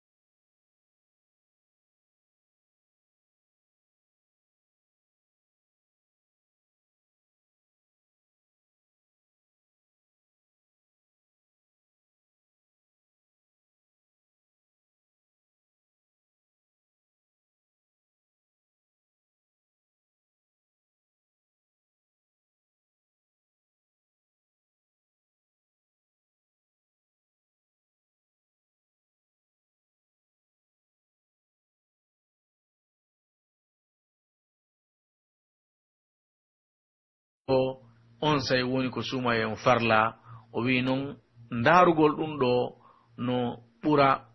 ñoƴinirde haqqille ɗen wondema cortewol ngol ko madaniyankewol. ala kullin ɗum ɗo hino wawi ko wiyete kon istinas o tino wawi yondinorde ɗum ɗon o wallitora kono ɗum ɗon yona ko taƴire sabu aya ma cortewol hino tippo hara ko ngol mofti kon e hukum gongol gollirte kon tigi tigi hara hewtali taho misal muɗum wano ayaje tippiɗe ɗen fi zakat makkiyankoje ɗen ayaje tippiɗe ɗen aɗo fergu ngun hino wola fi zakka tawatara ko ayaje fottanaɗe wonde makko makka woni ko ɗe tippi aɗo fergu nulaɗo mum sallallahu alaihi wa sallam kono zakka on wano gellorɗen noon wona makka woni ko farla ko ɓawnulaɗo sallallahu alaihi wa sallam ferude seno madina ko on sayi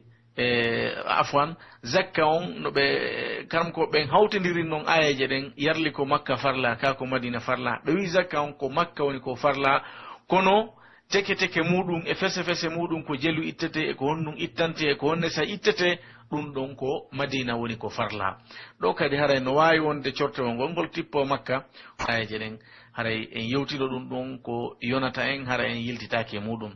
musidɓe julɓe tedduɓe ngol cortewol meɗen ɗo hingol moɗum woni ko ɗum firi yarli ko koddoduye eɓɓore allah nden woni ko fanda o kadar ɗo ka o ko ɓantal e teddungal e mangu e darja ko ɗum ɗo ka ko ɗum ɗa konguɗi ɗin ɗiɗi noon kadi hino joli e karmakoɓɓen harayno wi'en ka sengo arano konnu woni ko fanda e ko tippina kon wono wirɗen noon konguɗi tati hino joli konngol aranol ngol wonde makko alqur'ana on fo woni ko fanda ɗo inna anzalnahu menen men tippini o alqur'ana fi laylatul qadr e o jamma wiyete o laylatul qadr ibnu abbas radiallahu anhuma o wi'i wondema alqur'ana on ko tippinaɗo o fo e makko e jemma laylatul qadr o itta ka lawhin mahfud o tippina ka kammu hikki ngun aduna on ɗo asamau hikki ɗon e aduna on ɗo o itta non ɗon non o tippina e nulaɗo sallllahu alayhi wa sallam e nder duuɓi nogay ma ɗum e nder duuɓi nogay e tati sabu hino lurra nulaɗo sallallahu alih wa sallam ko duuɓi jelu ɓe wuruno makka aɗo ɓe ferde ɓawo ɓe nulede yerli ko sappo kako sappo e tati ko ɗum ɗon woni sabu ko wiyirɗen kon nogay e tati ma ɗum duuɓi nogay sabu no fottanaka madina ko duuɓi sappo woni ko ɓe wuuri madina on say noon ɓe feƴƴini sallllahu alayhi wa sallam hay ko ɗum ibne abbas o wi'i alqur'ana on o tippina ittede ka lawhi mahfud ka allah windi ɗon kala hunde o tippina ka kammu hikki ngun e aduna on ɗo assama'u duniya hande kadi noon itta ɗon noon tippina e nulaɗo sallallahu alayhi wa sallam seeɗa seeɗa kunte kunte aya goto aya joyi cortewol timmugol tippinira noon e hoore nulaɗo sallallahu alayhi wa sallam embere ko haton jina wo selon alhaaliji ɗin no woni feƴƴirde noon hunde kaari waɗi alqur'ana tippo ñewda ɗum ɗon ɓe haton jini e nden ñawore ɗo alqur'ana tippoda e nden e ñawore ɗon ɓeɗo waɗi ɗum ɗo allah tippina ñawore maɓɓe nden e fi nde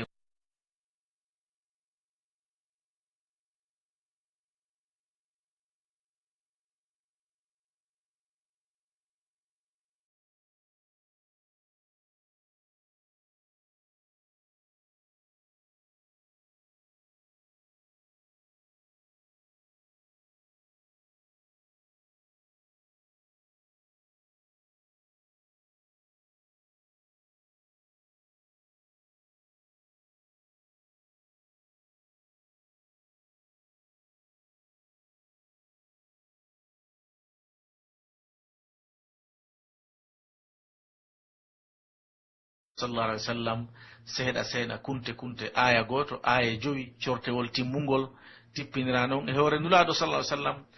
embere ko haton jina wo selon alhaaliji ɗin no woni feƴƴirde noon hunde kaari waɗi alqur'ana tippo ñewda ɗum ɗon ɓe haton jini e nden ñawore ɗo alqur'ana tippoda e nden e ñawore ɗon ɓeɗo waɗi ɗum ɗo allah tippina ñawore maɓɓe nden e fi nden qur'ana on min fuɗɗike tippingol o alqur'ana e jemma wiyeteɗo on laylatul qadr haray ɗo be fuɗɗagol ngol naadore nder toon si yewtere nden nde feewa haray noon yo en andu wono wirɗen noon naane wondema yewgay alqur'ana o hino wiye alqur'ana e konngol tataɓolngol ko konngol wiwɓe ɓe wondema ko ngol cortewol ɗo woni ko fanda ngol cortewol wiyetegol ɗo suratul qadr ɓe wi wondema anzalnahu komin tippini nde simore ɗo min tippini ngol cortewol ɗon fi laylatil qadre e fiyake laylatul qadre fi yewtugol fi o jemma ɗo fi ɓangingol ɓural makko fi ɓangingol teddungal e ñoddi mawdi ko Allah subhanahu wa ta'ala on waɗi kon e o jemma ɗon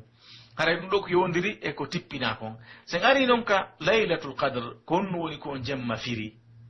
wono wirɗen noon nane konguɗi ɗiɗi hino joli woɓɓe wi'i ko mina taqdir eɓɓore koddore ñawaɗo fi muɗum immorde ka Allah subhanahu wa ta'ala ɓe wi'i jemma on tippugol e o aya ɗo ko wiyete laylatul qadre ko jemma koddoruye jemma mo Allah hoddirta on alhaaliji feƴƴoji ɗin e nder nden hitande ɗon fof ko woni on jemma ɗon ko wiyira laylatul qadre konngol ɗin molngol ko karama koɓe yaruɓe ɓe wi'i wondema ko laylatul qadre ko jemma teddungal ko min alqadri na min altaqdir alqadre ko teddungal maɗum alsharaf wa uluwi lmanzila ko teddungal e mangu e darjaji towuɗi jemma on ɓe wi'i ko firi ko laylatul qadre ko jemma e teddungal e jemma ɓural sabu golleji watteɗin e jemma on ko golleji marɗi teddungal marɗi ɓural marɗi joddi mawnude ka Allah subhanahu wa ta'ala ngol konngol ɗo noon ɗimmol ngol sakkitiren wolde ɗo konngol ngol hingol selli hihi jemma on ko jemma tedduɗo golleji ko waɗa e muɗum wo ko golleji tedduɗi mawnuɗi marɗi mbarjari molanandi kono ko konngol aranol ngol woni ko ɓuri sellude wondema jemma on ko jemma koddoruye ko ɗum woni laylatul qadre haray ka sengo aranoɗa kadi ko konngol aranol ngol wondema ko alqur'ana on fuu woni ko fanda on ibne abbas radiallahu anhuma o woliri noon haray noon tippugol e ɗum ɗo wi en aya on ko firi ko jomirawo seni ɗon wi'i ɗon inna anzalnahu fi laylatil qadre inna menen anzalnahu min tippini o alqur'ana fi laylatil qadre e jemma kodduruye wama adraka ma laylatul qadre jomirawo tedduɗo towɗon o wi'i ko honnum andinte ko woni o laylatul qadre ko honnum andinma ko honnum woni o laylatul qadre ko honnum woni o jemma kodduruye wama adraka o uslub ɗo nde yewtere ɗo ko none no arabu yewtirayno musidɓe julɓe none no arabu yewtirayno wono yewtirɗen ɗon e darsuji men feƴƴuɗi wondema alqur'an on koye ɗengal arabu tippi ɗum hino laaɓi pos Allah wi'i nazala bihi ruhul amin ala qalbika litakuna min almundirina bilisanin arabiyyin mubin e ɗengal arabu fe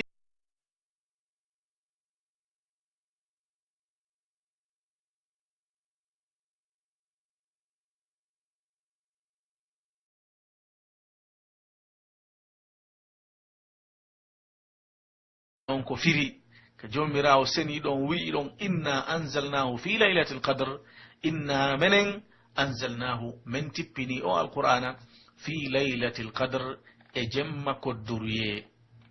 wama adraka ma laylatul qadre jomirawo tedduɗo towɗon o wi'i ko honnum andinte ko woni o laylatul qadre ko honnum andinma ko honnum woni o laylatul qadre ko honnum woni o jemma kodduruye wama adraka o uslub ɗo nde yewtere ɗo ko none no arabu yewtirayno musidɓe julɓe none no arabu yewtirayno wono yewtirɗen ɗon e darsuji men feƴƴuɗi wondema alqur'an on koye ɗengal arabu tippi ɗum hino laaɓi pos Allah wi'i nazala bihi ruhul amin ala qalbika litakuna min almundirina bilisanin arabiyyin mubin e ɗengal arabu fe ko ɗum holli e leñol yo alqur'ana tippo e neɗɗo jeyaɗo e leñol wo leñol tawata hara wona e haala makko kan nde tippina wona e haala ɓe yimɓe ɗon wona ɓe yewtere ɗon fewde on sa'a ɗon nde tippina haray ɗum ɗon kara hakkille jaɓirta ɗum ko ɗum waɗi o uslubu ɗo o noon e yewtere ɗo ko ni arabu ɓe mawninirta hunde si ɓe yewtima ɗo fi hunde ɓe falama nde mawninde poɗugol hakkille maɗen e mayre fiya humpede hittina fi mayre ɓenna e ko num andinma ko noni ɗum on num andinta ɗum a tefa e joni ɗaɓɓita ko ɗum jemma on hino mawni ɓuri ɗum ɗon ko gollugol e jemma on woni ko faanda Allah mawnini on jemma ɗon fiyo golle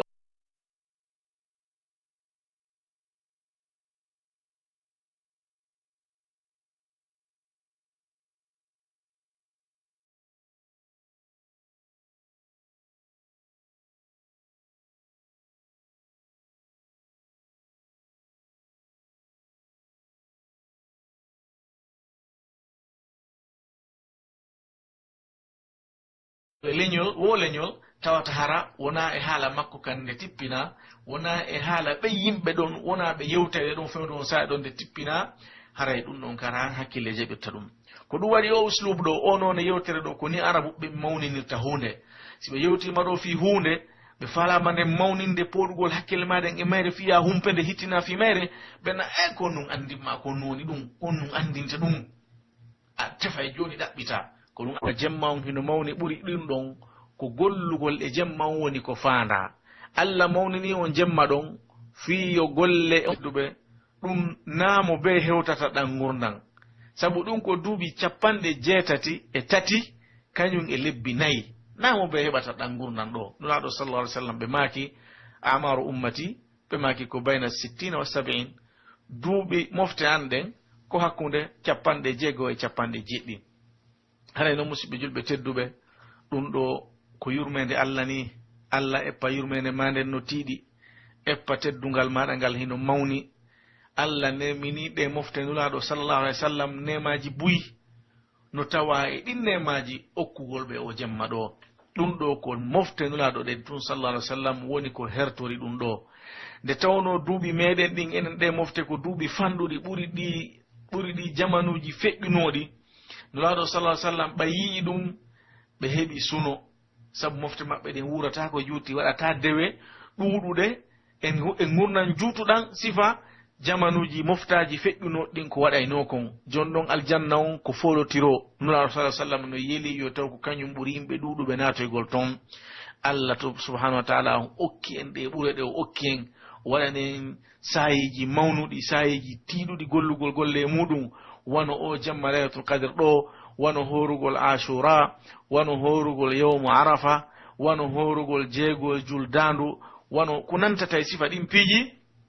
nula allah subhanahu wa taala on okki nulaɗo sallah alih sallam ɗum ɗo yo o jonnu mofte makko ɗen ɗe ɓure ɗo haray ɗum ɗo ko ɓural molanagal allah okki en ɗo fiyo en tinno e on jemma ɗon hittine rewgol allah e makko hittine waɗugol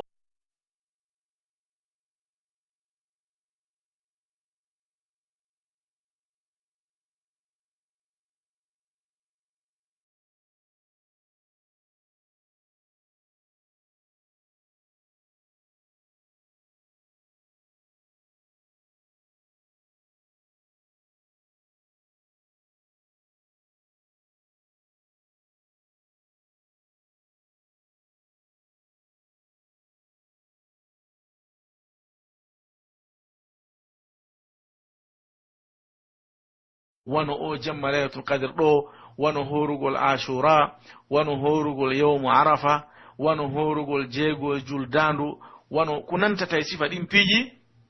nula allah subhanahu wa taala on okki nulaɗo sallah alih sallam ɗum ɗo yo o jonnu mofte makko ɗen ɗe ɓure ɗo haray ɗum ɗo ko ɓural molanagal allah okki en ɗo fiyo en tinno e on jemma ɗon hittine rewgol allah e makko hittine waɗugol moɗɗen noon hino lurra ko honde say on jemma ɗon woni tigi tigi on jemma laylatul qadre koye ñalande honde haray noon laylatul qadre ko watti kon taw ko e nder lewru sumaye ndun o arata ko wona e lewru sumaye ndun ɗum ɗon ko goo ɗiɗi on dalilji ɗin hino fotti wondema laylatul qadre ko e 10 sakkiti ɗen ɗum ɗon woni ko joli e nulaɗo sallllahu alayhi wa sallam lurra noon hande kadi ko hombo e jemmaji ɗin ɓe fottani kadi ko e adilla dalilji ɗin fotti kadi wonde makko e jemmaji fuujuɗi ɗin nogay e goo nogay e tati nogay e jowi nogay e jeɗɗi ɗi jemmaji ɗo haray noon ko ɓuri lollude kon e konngol karama ko maɓɓen ko nogay e jeɗɗi on kono noon ko ɓuri sellude kon ko e nder 10 sakkitiɗe ɗen e jemmaji fuujuɗi ɗin haray neɗɗo on ko yo wakkilo si sumaye tawimo hande ɗo ni ɓura yontere ko woni hakkunde meɗen e sumaye en toriki allah yo allah wurno en ha o tawna en sumaye o newinana en heɓugol ko heɓoto kon e nder sumaye on fof haray kala mo sumaye sitino nulaɗo sallllahu alih wa sallam ɓe hittinayno ɓe tinno ɓe haɓɓa dodduwol maɓɓe ngol ɓe dadito ɓe daro ɓe juula ɓe findina ɓengure maɓɓe nden ɓe yamiraɓe ɓe juulu ɗum ɗo fof ko fi ɗaɓɓugol o jemma wiyeteɗo laylatul qadre ɗo haray jemma on koye 10 sakkitiɗen e jemmaji fuujuɗi ɗin kono ɗo woni ko ɓaawo e mawde adillaji ɗin ko ɗum ɗo woni ko e jicci kon ko e sappo sakkitiɗe ɗen e jemmaji fuujuɗi ɗin e makko. Haray noon e joli e nulaɗo sallallahu alaihi wa sallam ko hollata en ɓural o jemma ɗo kaɓe maki kamɓe nulaɗo sallallahu alaihi wa sallam man qama laylatul qadr imanan wa ihtisaban ghufira lahu ma taqaddama min dhanbihi. ɓe maki mo darike jemma laylatul qadr on, mo darike e o jemma o juulimo o tinnike hara ko o waɗiri ɗum wona yiingo, wona fiyo nane, wona fi fuu no waɗude, wona ɓay o tawi ko ɗum wona e waɗede, hara ko waɗiri ɗum ko sabu gomɗingol wondema ɗum ɗo ko dewal ni o woni waɗude, ko gomɗingol wondema Allah subhanahu wa ta'ala on hino shar'ini ɗum, hino yamiri yo ɗum waɗ, hara subhanahu wa ta'ala on okko remo sabu Allah wona toño. Juɓɓe tedduɓe ngal ɓural Allah ɗo hino mawni, ngal ɓural Allah ɗo hino mawni, neɗɗo on hino hani tinnade heɓa ngal ɓural ɗo, hay goto hana faɗinde hoore mum ngal ɓural ɗo. Wallahi mo faɗi ngal ɓural ɗo haray o faɗi ɓural mawgal, haray o faɗi ɓural moranangal. haray yeyen andu non o jemma ɗo si woni tawi neɗɗo, kala neɗɗo mo sappo sakkitiɗɗen tawni, haray yo o hebbin e nder jemmaji makko, kanko e nder jemmaji fuujuɗi ɗin yo hebbintorogol o du'a ɗo: allahumma innaka afuwun tuhibbul afwa fa'fu anni. Allah jomirawo a tabiti wondema ko a yafotoɗo, ko a muñotoɗo, hiɗa yiɗi muñal, tonike ma Allah muñolam. nulaɗo sallallahu alaihi wasallam ko ngol konngol ɗo ɓe tindinno sonnajo maɓɓe on tanƴini ko nene Aisha ka o landinoɓe nulaɗo ko honnum mi toroto si o jemma ɗo tawilam. ɓe maki haray ko ya wolugol konngol ɗo: allahumma innaka afuwun tuhibbul afwa fa'fu anni. o tigi wolangol konngol ɗo sino julude ka sujude makko o hebbina tororgol ɗum ɗo, si woni fowtama e nder julde nden himo jooɗi o hebbina janngugol ngol konngol ɗo, o andita nulaɗo sallallahu alaihi wasallam ko okkanoɗo jawami'ul kalim, ɓe yonnete konngol daɓɓol hara ngol yonete ko haton jinɗa kon fof. sabu si Allah muññike ma, haray ko ɗum haton jinɗa, hay hunde luttanama haray sina natugol aljanna, haray ko woni hakkunde ma e natugol aljanna on fof ko ya maayu, ɓay goɗɗo natta aljanna himo wuuri. si Allah muññike ma bakkatuji maɗin fof, haray ko luttanma e natugol aljanna on wo ko yo o tigi maayu. haray en torki Allah subhanahu wa ta'ala yo tawni en lewru sumaye ndun, yo o newina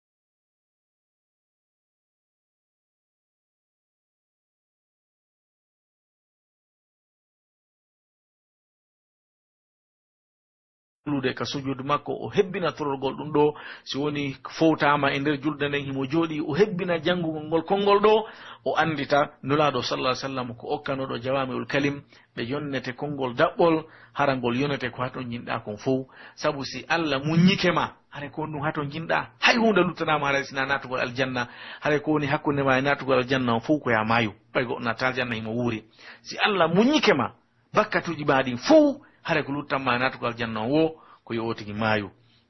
haray en torki Allah subhanahu wa ta'ala yo tawni en lewru sumaye ndun, yo o newina ta'ala wa barakatuh. Écoutez la radio foot à Jalon International 24 heures, sur 24 partout dans le monde, sur www.radiofoot.info. haray yo musidɓe julɓe, ha joni hiɗo wondi radio foot Jalo International duɗal Madina ngal fewndo ɗo. haray darsi yewtoɗo on ko Alhaji Mouhammad Sita Bari waɗani en mo darsi tafsir on. haray ɓe jarnama, haray tigi tigi laaɓi labama. haray Allah subhanahu wa ta'ala waɗu nde yewtere nde ɓe waɗani en ɗo ka mandakke maɓɓe moƴƴo ñande dargal. haray ha joni hiɗen duumo émission on, hiɗen jonna micro on Cheikh Mouhammad Khalil Bari, ɓe waɗana en ko yowodiri e yoga e piiji suumaye. haray kamɓe windande maɓɓe nen ko yowodiri ko honno julɗo on jaɓɓorta suumaye. haray inchallahu taala yo Cheikh Khalil Bari haray min jonniti on micro on, haray fatafaddalu mashkurin. bismillahi rrahmani rrahim, alhamdulillahi rabbil alamin, wassalatu wassalamu ala ashrafil anbiya'i wal mursalin, محمد بن عبد الله وعلى آله وأصحابه ومن والاه وبعد. إخوة الإسلام، السلام عليكم ورحمة الله وبركاته. مسيب تدب بعد يتنا الله سبحانه وتعالى جول أن النبي مكة محمد صلى الله عليه وآله وسلم أهري من هيوري أن هيورانغو الإسلام غنان دو جوني هري nde yewtere men ɗo ko yewtere yowondirnde e ko honno julɗo on jaɓɓorta suumaye. Kayfa nastaqbilu shahru ramadan, ko honno jaɓɓorten oɗo nduɗo lewru suumaye. En andi musidɓe tedduɓe, lewru suumaye ko lewru waɗandu barke. Lewru suumaye ko lewru yurmende e hafranede e bakkatuji. Lewru suumaye woni lewru alqur'an, lewru ndu anduɗa hino e nder mayru jemma mo anduɗa ɓuri duuɓi lebbi wulure. Ko lewru ndu anduɗa Allah subhanahu wa ta'ala jippina yurmende muɗum e ndun ɗon lewru moƴƴi o hafrana jeyaɓe makko ɓen bakkatuji maɓɓe ɗin. Ko non kadi e ndun ɗon lewru suumaye o tongay ɗiɗo shaytaneji hara no ɗi hewtirayno e banu adama fi majjingol ɓe wawata hewtirde non. Si tawi non ndu lewru ɗo koni wa'i, haray yen andi jakka koɗo tedduɗo hino arde. Neɗɗo noon si tawi a andi yamari koɗo tedduɗo arowo, haray on tigi hino foti heblanade on ɗon koɗo. Joni noon haray ko honno heblanorten ndu lewru ɗo, ndu lewru wiyetendu lewru suumaye. Haray ɗum ɗon ko yoga e toɓɓere adinenen ko yo on tigi tuubu yilto ka Allahu subhanahu wa ta'ala. At-tawba ila Allah, ko yontigi tuubu yilto ka Allahu subhanahu wa ta'ala. Wana Allah subhanahu wa ta'ala yamiriri en non ka alquran o wi'i wa tuubu ila Allahi jami'an ayyuhal mu'minun la'allakum tuflihun. Ko onon yo gonɗinɓe Allah on fow tuube yilto ɗon ka Allah fi yon heɓu malore. Yen andi si tawi on tigi tuubi Allah subhanahu wa ta'ala jaɓanimo oɗo tuubu buye, ɗum ɗon wonay sababu ndu lewru ɗo si ndu ari hara horugol ndu e waɗugol ko moƴƴi e mayru. Ɗum ɗon hino newani oɗo tuubuɗo yilti ka Allah subhanahu wa ta'ala. Sabuna hino jeya e nambara goopi Allahu subhanahu wa ta'ala, ɗin ɗon goopi ɗi teddinay on tigi e rewgol Allah subhanahu wa ta'ala. Ko ɓurɗo ma goopi wo ɓuratama teddude e rewgol Allah. Ko ɓurɗo ma fanɗude goopi wo tawata ɓuratama hoyfude e rewgol Allah subhanahu wa ta'ala. Ko ɗum waɗi haray ko yon tigi tuubu yilto ka Allah subhanahu wa ta'ala, intino bakkatuji makko ɗin hara ndu lewru ɗo si ndu ari himo hoyfi, himo rewa Allah subhanahu wa ta'ala hara teddaka wonki makko. Ɗum ɗon woni toɓɓere adinde nde on tigi foti wakkilade. Ɗum waɗi yimawo goto wi'i ya dhalladhi ma kafahu dhanba fi rajabin hatta asa rabbahu fi shahri sha'bani laqad adallaka shahru as-sawmi ba'dahuma fala tusayyirhu aidan sahra ishyani watlu al-qur'ana wasabbih fihi mujtahidan fa innahu shahru tasbihin wa qur'ani فاحمل على جسد ترجو النداة له فسوف تضرم أجساد بنيران كم كنت تعرف ممن سام في سلف من بين أهل وجيران وإخوان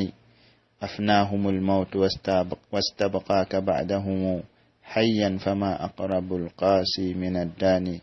ومعجب بثياب العيد يقطعها فأصبحت في غد أثواب كثواني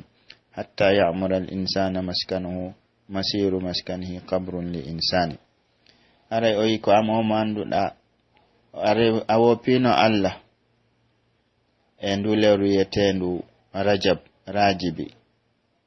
tawi ɗingopi ɗon yo naalima ha arta non shaban ari kadi woppuɗa Allah e shaban awa hara ya andu sumaye no arde dey awa o sumaye ɗo eto hara waɗali sumaye on lewru ndu tawata ko lewru woppugol Allah subhanahu wa ta'ala sumaye ari hara wakkilo janga Qur'an subon hinnoɗa jomi maɗa wakkiloɗa e ndun ɗon lewru sabuna lewru sumaye ko lewru subon hinanagol Allah e jangugol Qur'an haray ƴettu wonki maɗa kin sa fala malorde sa fala daɗude eto danda wonki maɗa kin e wakkilagol e rewgol Allah subhanahu wa ta'ala sabuna anda nyande jango woɓɓe aray hara ko ɓalli maɓɓe ɗin yite ngen huɓɓirte ko jelo andunoɗa e yimɓe ɓe anduɗa ko non horiduno rowani ɓe anduɗa ɓeɗo ko musidɓe maɗa ɓeɗo ko hoddiɓe maɗa ɓeɗo ko bandiraɓe maɗa hande tawa ɓe fo hiɓe ka nder kaburuji hiɓe ka nder leydi an Allahu subhanahu wa ta'ala accima ɓawo maɓɓe ha joni hiya wuri hara kamɓe Allah subhanahu wa ta'ala ƴettitinoɓe idan haray ala ko ɓuri ɓadade on mo anduɗa ko woɗɗitiɗo idan ko ɓoyi wo ko ɓoyi a hewtoye joni ka ɓe hewtoyi ɗon no heewi wo neɗɗo mo anduɗa himo taƴa conci julde hara mo weltori tawa ɗin ɗon conci ko ɗin ɗon o wattinirta wona kasange makko idan neɗɗo be hino eto labinde aduna muɗum kono yo andu wattande makko nden ko kabru wattande makko nden ko kabru idan ko yo eto o labina kabru makko ka o fokkiti ɗon haɗa ko ɗum waɗi on tigi ko yo tuubu yilto ka Allah subhanahu wa ta'ala ko ɗum ɗon woni ko on tigi jaɓɓorta ko adi kon e nduɗo lewru ɗiɗaɓum ɗum hino jeeya e ko nduɗo lewru jaɓɓorte al istibsharu bi maji'ihi on tigi weltora nduɗo lewru o weltina kadi musiɓɓe makko ɓen fi nduɗo lewru o wi nelaɗon sallallahu alaihi wasallam kamɓe dey ɓe laatinoke hiɓe weltinirayno sahabaɓe maɓɓe ɓen nduɗo lewru sindo arino yaqulu ɓe wiya kadi ja'akum shahru ramadan lewru sumaye dey hewti shahrun mubarakun ko lewru waɗandu barke kataba Allahu alaykum siyama Allah farlini e dow moɗon horugo ndurɗo lewru fihi tuftahu abwabul janna dame aljanna ɗen udditete nduɗo lewru wa tughlaqu abwabul jahim dame jahima ɗen ombe wa tughallu fihi shayatin shaytaneji ɗin fo tonge e nduɗo lewru fihi no e nduɗo lewru laylatun jemma manduɗa khayrun min alfi shahr ko kayru ɓuri moƴƴude duuɓi lebbi wulure man hurima khayraha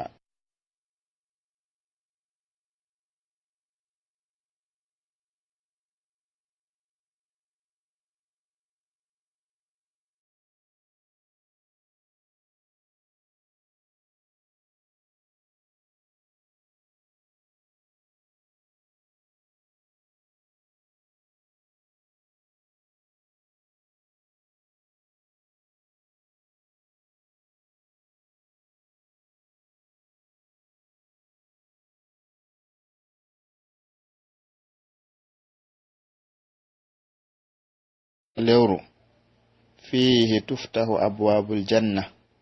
dame aljanna ɗen udditete nduɗo lewru wa tughlaqu abwabul jahim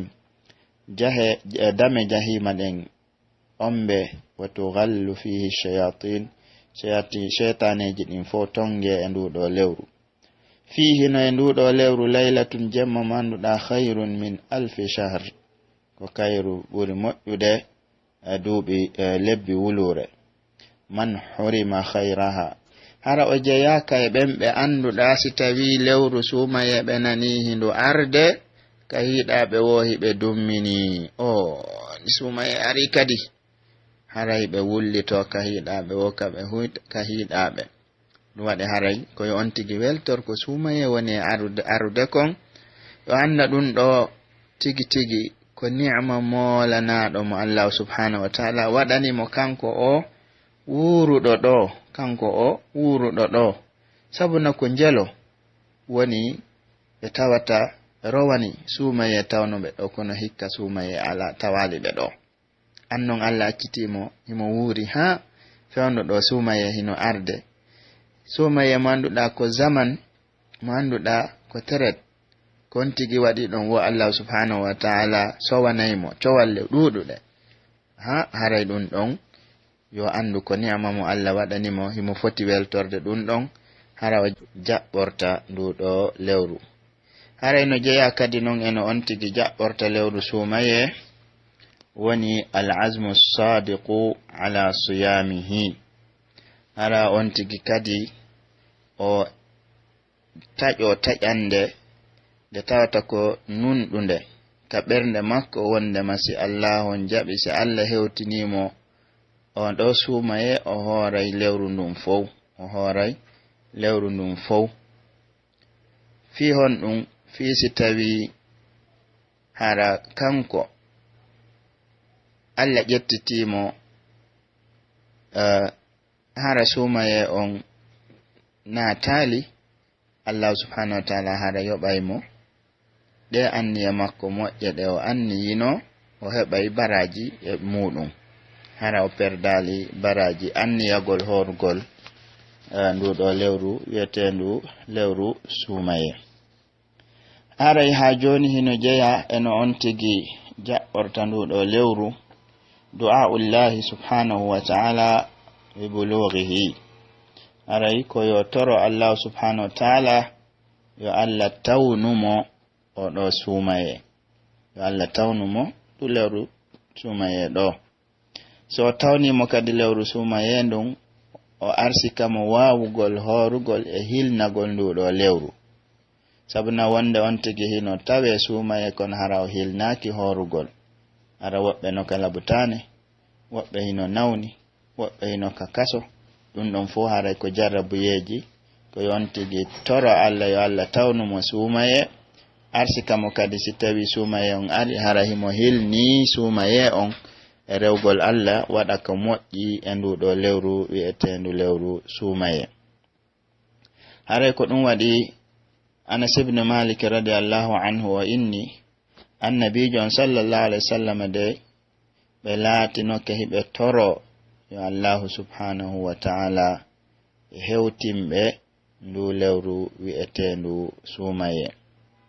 si tawi lewru rajibi naatino ɓe innayno Allahumma barik lana fi rajabina wa sha'ban wa ballighna ramadan e Allah subhanahu wa ta'ala meɗen toroma ya waɗan men barki e ndu lewru rajibi ɗo e sabbordu suumaye men toro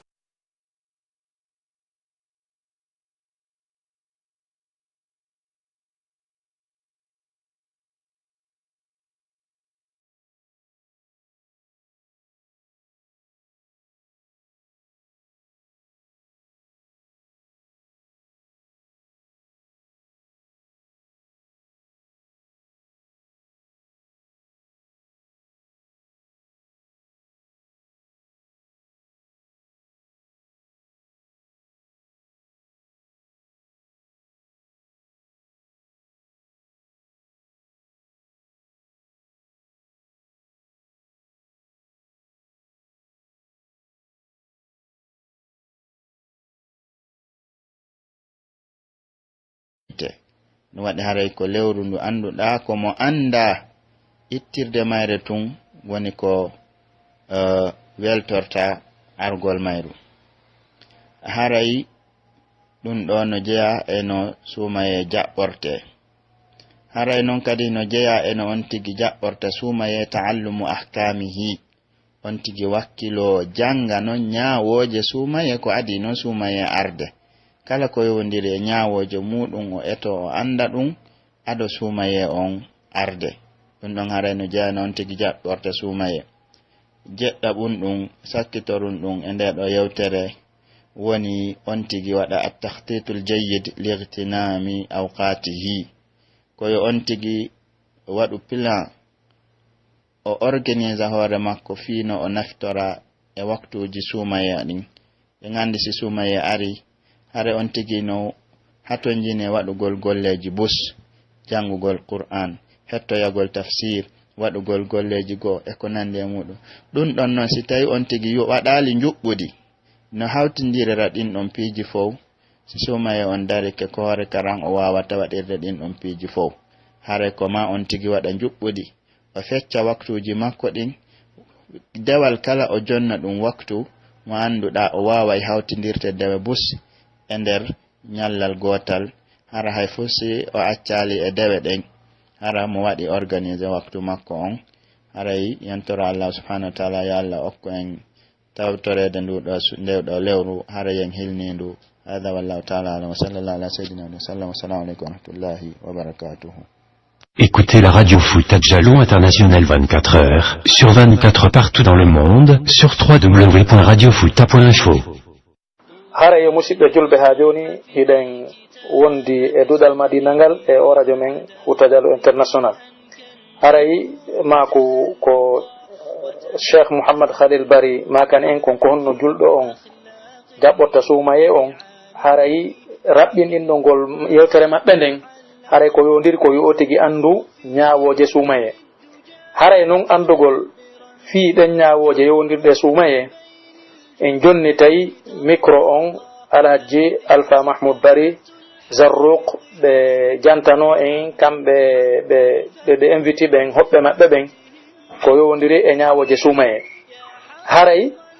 meɗen andintina sono ɓe wonirɓe mamon haray yoɓe jogi to émission on ka radio JPP FM 97.2 haray joni iɗen jennitude micro on Alhaji Alpha Mahmoud Bari haray fatafaddalu mashkourin. Écoutez la radio Fouta Djallon International 24 heures, sur 24 partout dans le monde, sur www.radiofouta.info. musidɓe heddere radio Fouta Djallon International radio Fouta.info heɗitoɗen. Radio Fouta Djallon International, the voice of Fouta Djallon.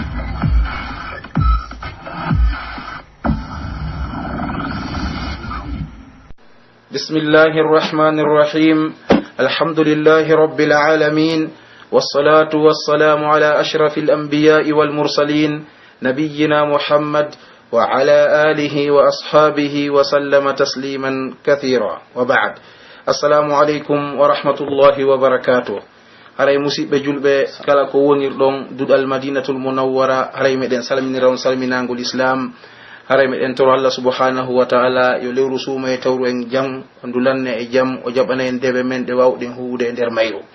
haray duɗal madinatul munawwara no salmina on kala ko wonirɗon haray meɗen feƴƴinan on ɗo windire ko yowiti e yoga e ñawoje suumaye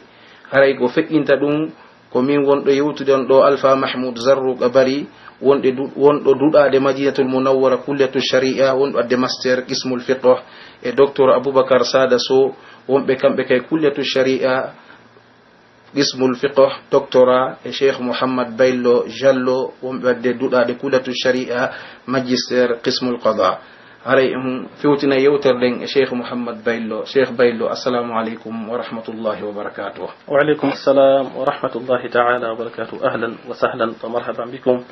auditeur ɓe radio Fouta International meɗen hiwrango islam. assalamu aleykum wa rahmatullahi ta'ala wa barakatuhu. haray Cheikh Baylo haray en ande haray suumaye on hewti ko woɗɗa haray ɗen yiiɗi ɓanginalngol musidɓe men ɓen kala ko ɓe woniri e akhtarul arton ñawoje ko yowiti e suumaye haray en andi karma ko men ɓen ɓe makay ñawugol hunde ko faru an tasawwurihi ndeɗa ñawa hunde nden ko fo hara nden hunde taw a wawi heɓude suura mayre yani mbandi mayre si wawa ñawude hunde nden hara enen kay ɗo en natude yewten ko yewti ɓuure e suumaye e ñawoje suumaye hara ma mbadino ɗen mbadi suumaye anden ko woni suumaye e ɗengal sharia l'islam e haala arabu hara meɗen faala yon ɓanginan en ko yowiti e ɓangino ñawore suumaye yani ta'rif ko ɗuni suumaye e haala arabu e ko sharia l'islam. بسم الله الرحمن الرحيم الحمد لله رب العالمين والصلاة والسلام على رسول الله وعلى آله وأصحابه ومن والاه وبعد السلام عليكم ورحمة الله تعالى وبركاته. musidɓe julɓe wonɓe heɗade o radio Fouta Djallon radio Fouta International haray en nani mako Cheikh Alpha Mahmoud Zarruq Bari on haray ɓe landike en ɗo fi ko yondiri e ta'rif sumaye o bi maana ko honɗum woni horugol lewru sumaye ka sharia islam. hare kono cheikhu no ɓe holliri noon haray goɗɗo hanande o fuɗɗo golla yowdirgal e dinal islam ha o anda ñawore maggal on. haray ɗum ɗon kadi ɗe gelino ka deftere men lakhdari haray no windi toon haray lewru sumaye ndu hewti en torki Allah subhanahu wa ta'ala la tawni en ndu. amin. lewru sumaye ndu ko lewru moƴƴereji suuɗanaki en moƴƴereji woni mum ko ɗum waɗi haray kippuɓe o radio ɗo hiɓe dari fi weetingol ñawoje yowdirɗe e nder ndu lewru sumaye ɗo kadi no ɓe weetinirno noon kadi masalaji feƴƴuɗi e lebbi feƴƴuɗi ma dewe feƴƴudara ko dewe himmuɗe. haray sumaye on asiyamu fi lugati ko al imsak ko woni korka ka haala arabu ko al imsak ɗum ko jogitagol ko faanda ko ɗum ɗo noon ka sharia ko jogitagol wonki munkin e dendanangal ko huntintagol immorde e ñamugol e yarugol e rendigu iwka subaka on feeri hanange mutoya haronti ko fiɓi ɗum noon noon kadi ko sabu Allah subhanahu wa ta'ala haran wonde annuye haronti no anniyi. hare ko ɗum ɗo woni ta'rif korka bi maana horugol woni ko sumaye ma korka nafila ko jogitagol wonki munkin e dendanangal ko ente ko ñamete e jaran e rendigu iwka subaka on feeri ha nange mutoya aronti ko fiɓi ko ɓadorgol ɗum ɗon Allah subhanahu wa ta'ala. hare ko ɗum ɗo woni ta'rif mujaz fi siyamo cheikh Zarruq. ray cheikh paylo jarama e ko ɓangin ɗon kon ko faanda e horugol sumayi e ɗengal arabu e ko sharia l'islam. haray ɓawo ɓangingol on ko yu ko faanda kon e horugol sumayi haray on waway en ɓanginande geɓe horugol ngol haray gasano tanƴina haray sharia l'islam on waɗi horugol ngol korka kan e geɓe haray no wodi haray ɗe ɓurdi daraja no woni gasaraɗum toon ko waɗɗi no woni gasa ko sunna haray me yiɗi haray on ɓangina jama on geɓe horugol ngol. طيب جزاكم الله خيرا. haray no hollir ɗon noon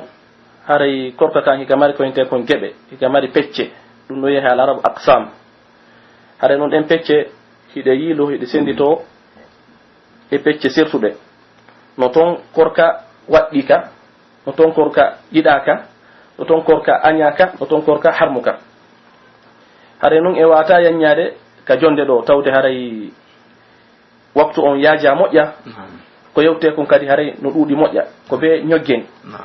kono aɗa en torotu jama on yoɓe wakkilo ɓe jangga ɓe yitto ka defte e ɓaɗo karmuko ɓen piiji ɗin ko ɗum ɓurtata ɓe wetande ko ɗum ɓe ɓurtata famude piiji ɗin no hollirɗen noon korka kan ne sendito e pecce sertuɗe ara nun ɗum ko korka waɗɗika julɗo ka korka waɗɗika ɗo kan ne sendito e pecce ɗiɗi ko korka ka Allah subhanahu wa ta'ala farli e jiya ɗum ibtida'an wono horugol lewru suma e ɗum. Allah subhanahu wa ta'ala dali ya ayyuha alladhina amanu kutiba alaykum as-siyam kama kutiba ala alladhina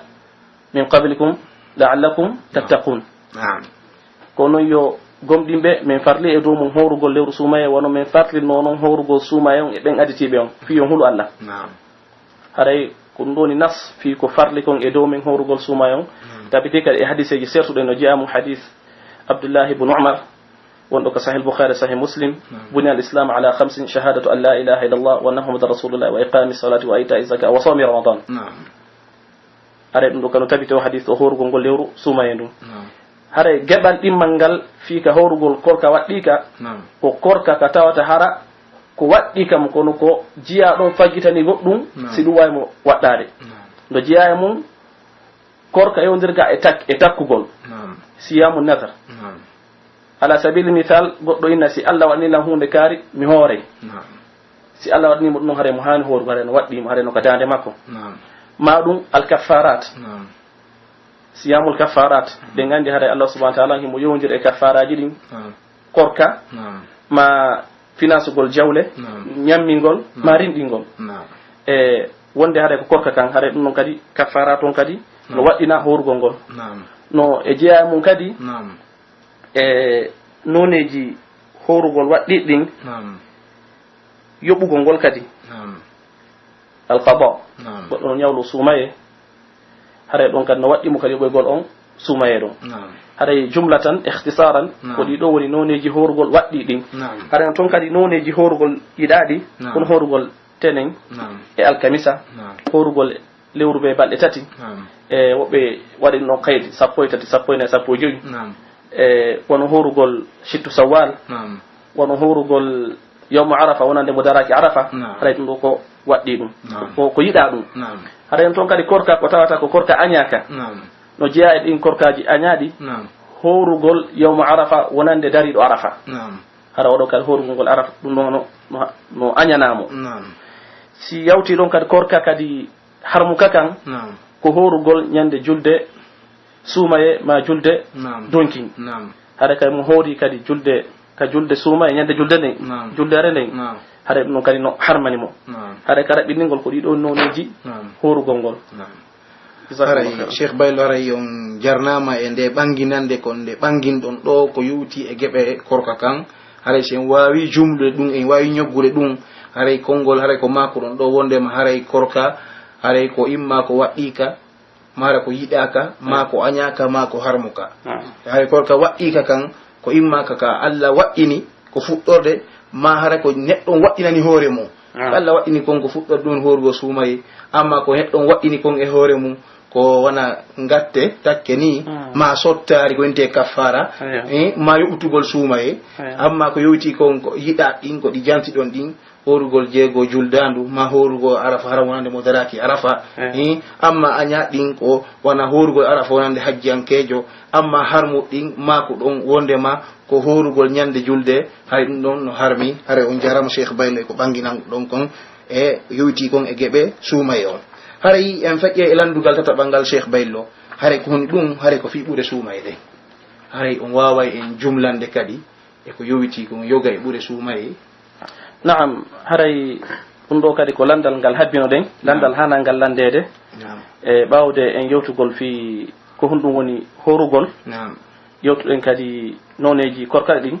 haray no hani ka yewten ɓuureɗe Allah subahana wa taala waɗi ɗen e nder horugol ngol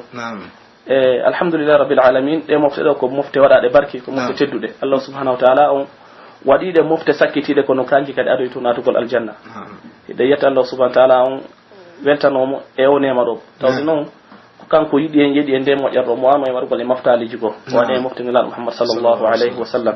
haɗa ɗe mofte ɗo haɗa Allah subahana wa taala ñande o ñande neldayɗe e waktuji koyɗen teretiji kabaraji ɓeydoto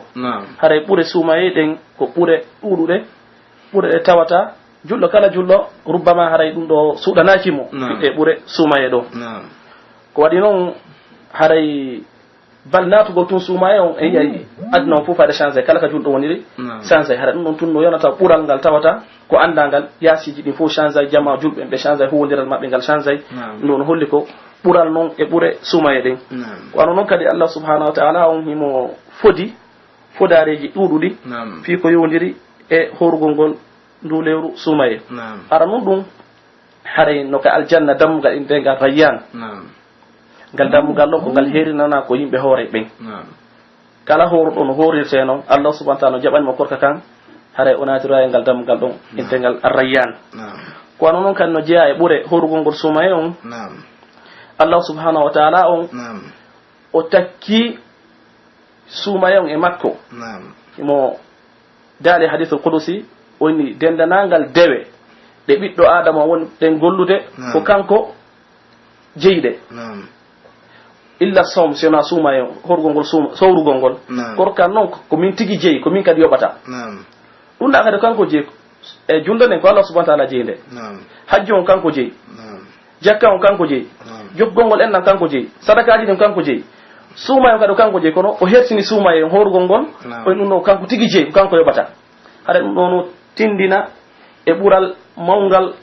e ɓuure horugol ngol lewru suumaye kono noon kadi fillama e nelaɗo sallllahu alayhi wa sallam kaɓe maaki si lewru suumaye ndun ndu fewtiti Allah subhanahu wa taala on o kolmbay cheytanuji ɗin uddita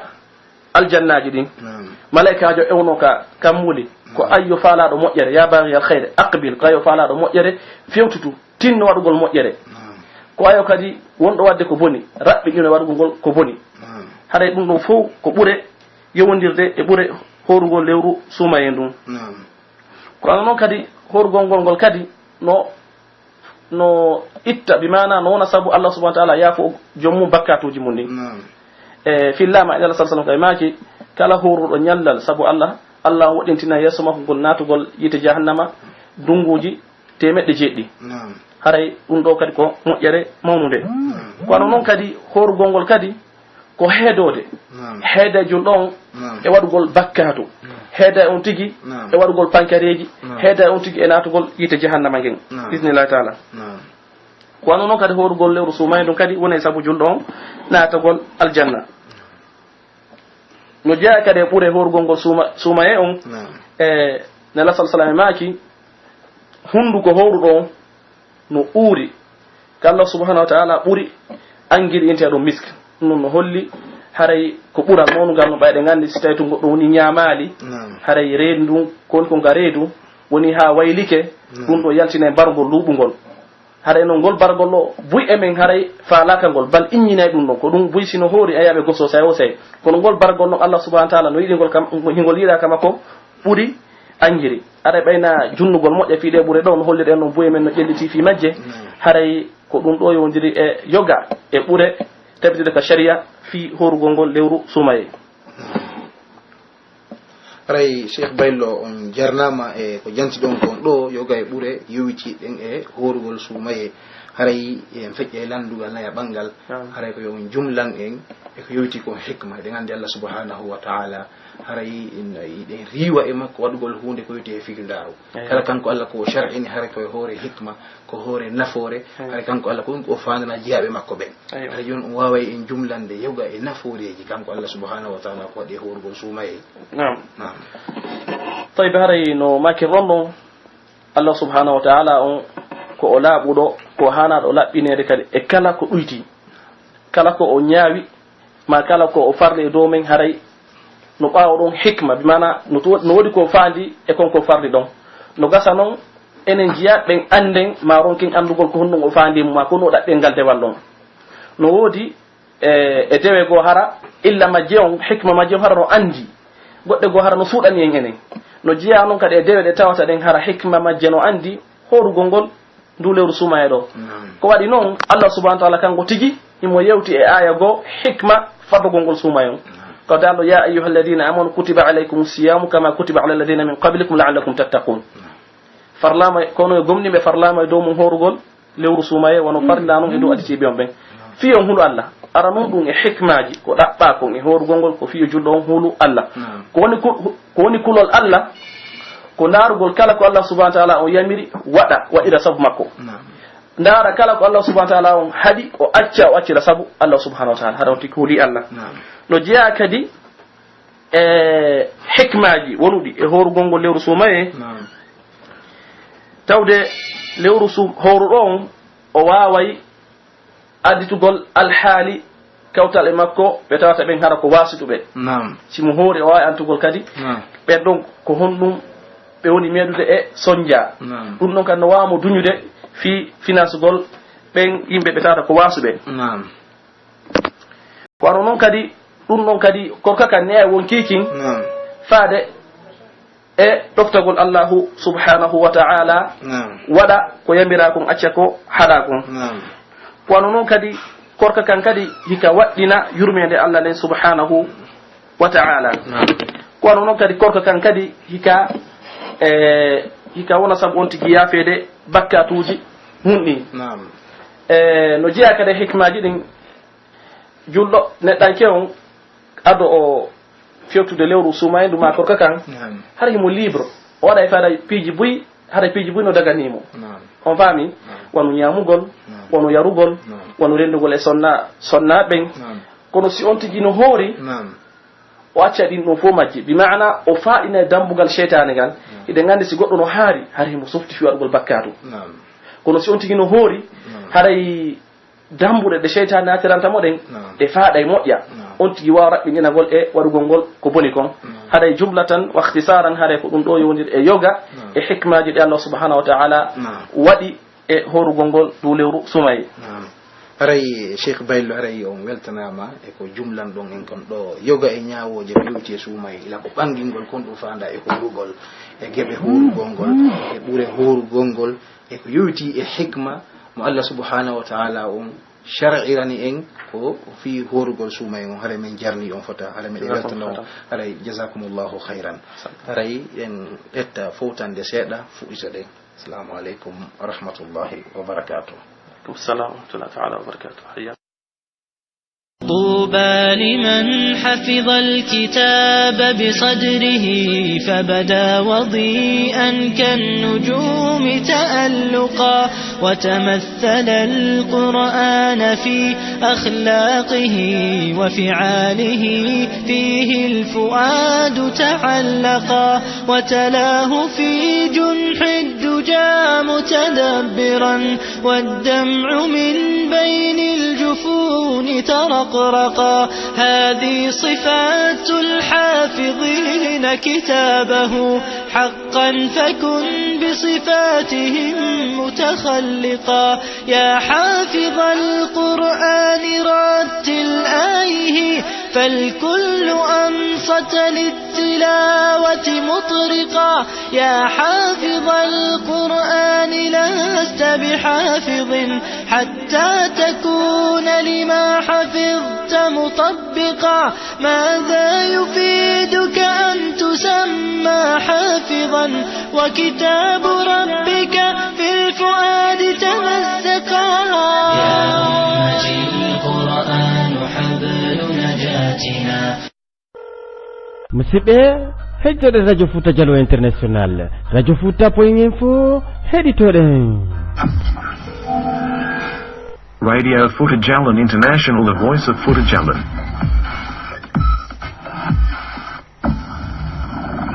Bismillahir Rahmanir Rahim. Aray musidɓe meɗen salminira on salminangol islam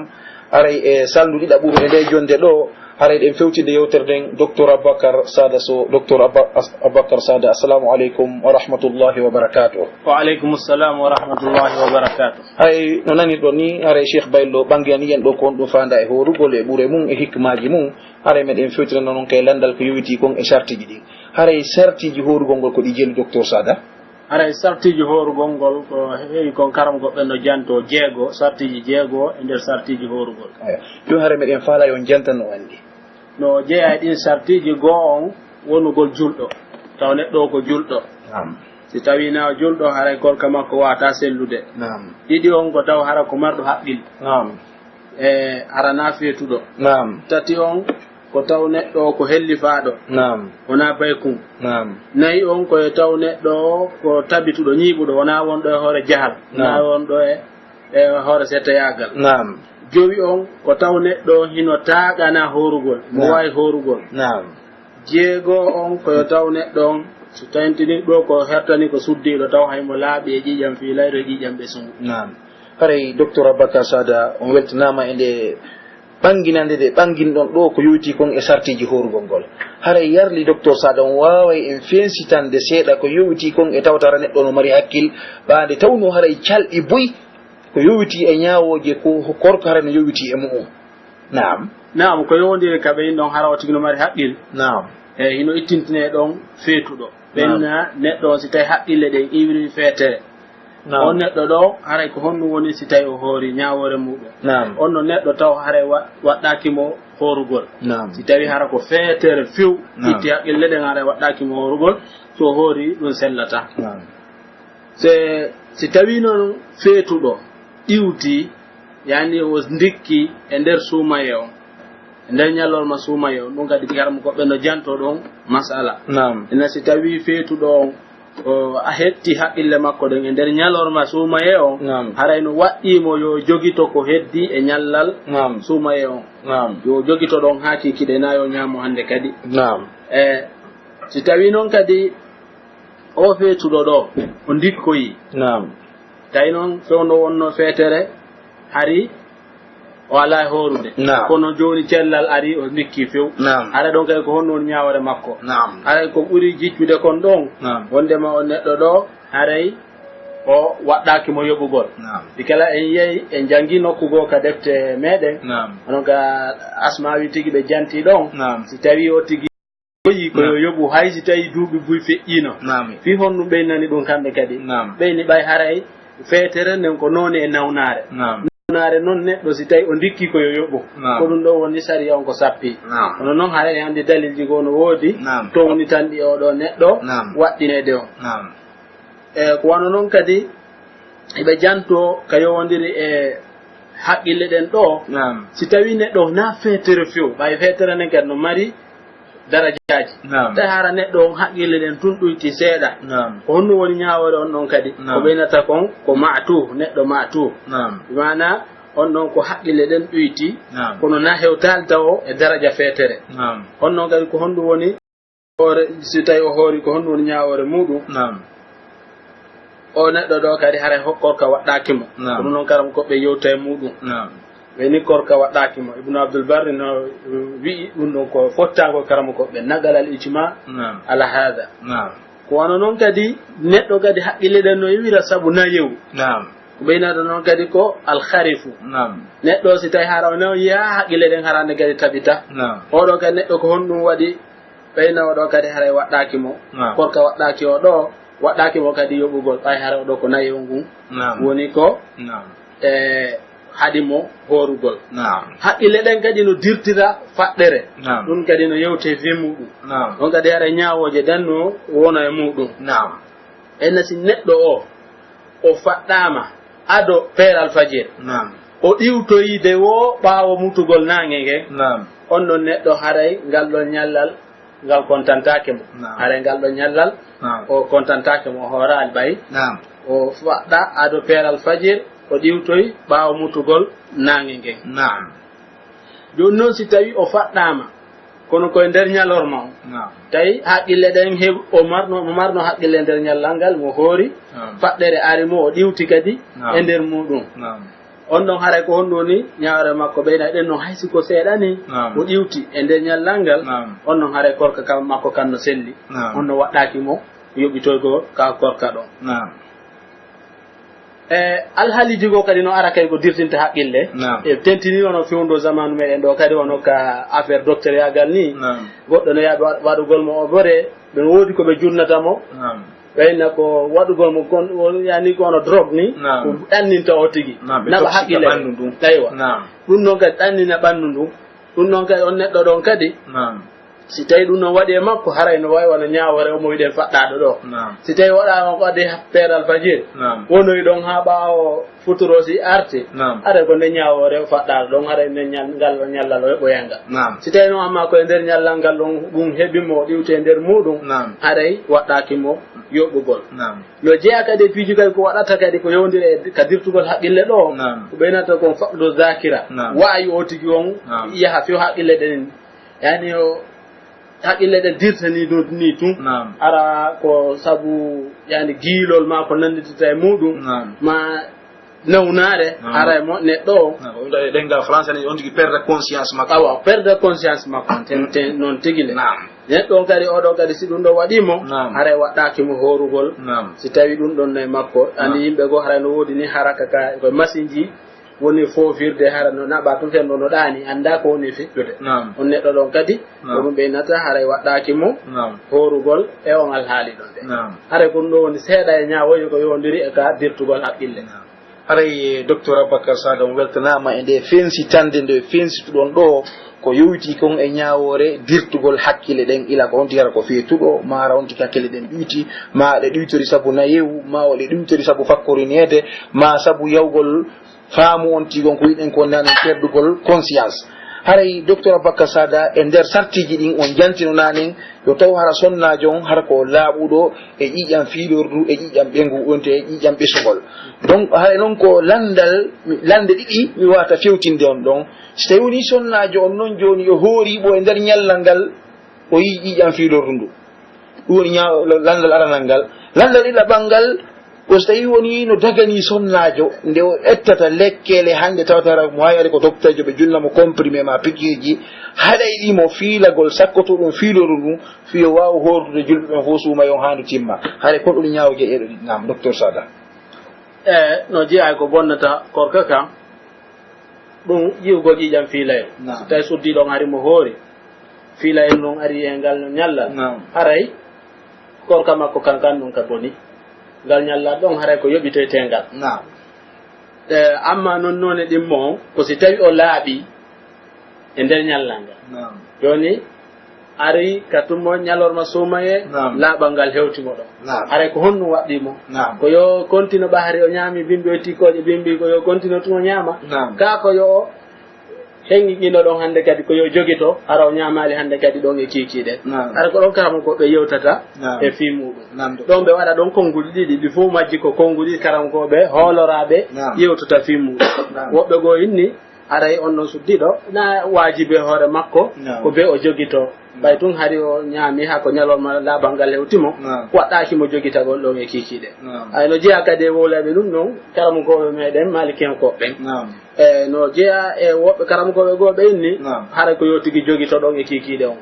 hande kadi ko yo jogito fi galal ngal ɗo ñallal o heɓoyaygal kono noon ko yo jogito ɗon e kiikiiɗe teddingol orma lewru ndu amma kal sakkitiro landade ɗa fii ko yowondiri e ƴettugol comprimé fii haɗugol suddi ɗon heɓugol fiilayru ndu andi woɓɓe hay no relɗi moƴƴa ɓe andi yo innama joni moƴƴereji ko woni e horugol suumaye donc ha o tigi faalaka yo fiilayru heɓumo e nder suumaye on ha oronka horugol nde moƴƴere ɗon fuu tom ko adi kon taw wiyen yo neɗɗo yo jogito tout saria ko Allah waɗi e hoore makko kon andu haray mo mari baraji on suddiɗo ɗon si tawi fiilayru heɓimo e nder suumaye o jogitike saria ko Allah waɗɗini makko kon en alhaali ɗon mo mari dewe gowɗe o waɗata ɓe wawi waɗugol mo wawi jantagol inde Allah mo wawi kurkanagol horuɓe ɓen mo wawi waɗugol moƴƴereji buytugol sadaqaji o waɗi ɗin ɗon fof Allah yoɓaymo haray mo mari baraji taw huulu innugol wondema hay o ala baraji sabu ɗum ɗon amma noon ko yowini si tawi no dago ƴettugol ɗen comprimé je ɗon haare karama goɓɓe gon noon daggina ɗum no ɓeyaɗa noon charte ɓeyna no dago o tigi si tawi ƴetta ɗen comprimé je ɗon fiita ɗum noon heɓumo kono ko charte noon hara lorratamo charte hara lorra waɗata e muɗum hara heɓata nawnare sabu ɗum ɗon se daari ay ka defte meɗen ka defte malikiyaɗe jangueten haara ɓe janto toon o ndema ibnu rusde o maaki e imam maliki landano e fi e nder suumaye suddiɗo tawata mo faala horugol lewru ndu fof horida yimɓe ɓen est ce que si tawi o sifanama ɗo no woodi jaram no woodi piiji ko yahata yarude ɗum noon haɗa mo fiilayru ndu mo wawi ƴettude kanko imam malik o jaabi woni ɗum ɗon ena wonduɗon e sawaba noon waɗugol ɗum ene laysa dhalika bi sawabin on tuma kanko ibnu rusde o inni maliki añi ɗum wa karihahu kanko ibnu rusde noon o firti ɗo ɓawa ɗum o wii wondema ko innama karihahu makhafata an tudkhila ala nafsiha dararan bidhalika fi jismiha wondema ko nel imam maliki añani ɗum ko fiwota oɗo suddiɗo ƴettu lorra waɗa e ɓandu muɗum ɗum idan haray karam goɓɓe go no dagina ɗum ɗon si tawi andama lorra heɓatako haray suddiɗo oɗo ko wiyetenmo ko yo daruto o yiida e docteur ɓe ɓe visita anda si tawi o sali ƴettiɗen comprimé je ɗum fiita ɗum noon waɗu ɗum noon addantamo lorra haray no dago si tawi na ɗum haray ko hattide wiwde kon yo wondu ko sari o wiimo kon o andu haray mo mari baraji haray docteur aboubacar sada haray on weltanama e nde jumlande ko jumlan ɗon en ɗo ko yowiti kon e sartiji horugol ngol ila ɗi janti ɗon ɗinani mako ɗon ko sarti jeego arɗon ɓangin ɗon sarti yowiti ɗon e hawdara neɗɗon hara hakkille ɗen no timmi ɓangin ɗon haray no woodi ɗon piiji illaji si heeɓi hakkille ɗen hara neɗɗo no wawi yaafede ko horugol sifa feetere sifa ɗumtere hakkil sifa yawgol hakkille ɗen saabu na yewu ma fakkorinede e ko ma perdugol o faamu ko wonte perdugol conscience e haala français haray arɗon pensutu ɗon yoga e ñawoje seeɗa ko yowiti kon e fiilordo e nifaso so tawi woni debbon haray ɗe gandi haray no makirɗon noon haray fiilaye ma ɗum ƴiƴam ɓesugol no jeeya ko borta korka so ni woni soddiɗon noon o laaɓi e nder ñalla suumaye ngal no waɗɗimo jogitagol ga waɗɗakimo on ɓangini ñawor nden e ettugo sonnajo on lekkele wawayɗe mo haɗugol yaltugol fiilor ndu fi wawa horude jama haɗa ɓangini ɗen kay ñawore haray jasakumullahu hayran haray en fowto yeru saa'i hoye seeɗa segondu hoye seeɗa fuɗtoɗen kay saldu tataɓur ndun e nde jonde men ɗo Écoutez la radio foot à Jalon International 24 heures, sur 24 partout dans le monde, sur www.radiofoot.info. musidɓe heƴƴoɗe radio fouta dialo international radio fouta point info heɗitoɗen Radio Fouta Jalon International, the voice of Fouta Jalon.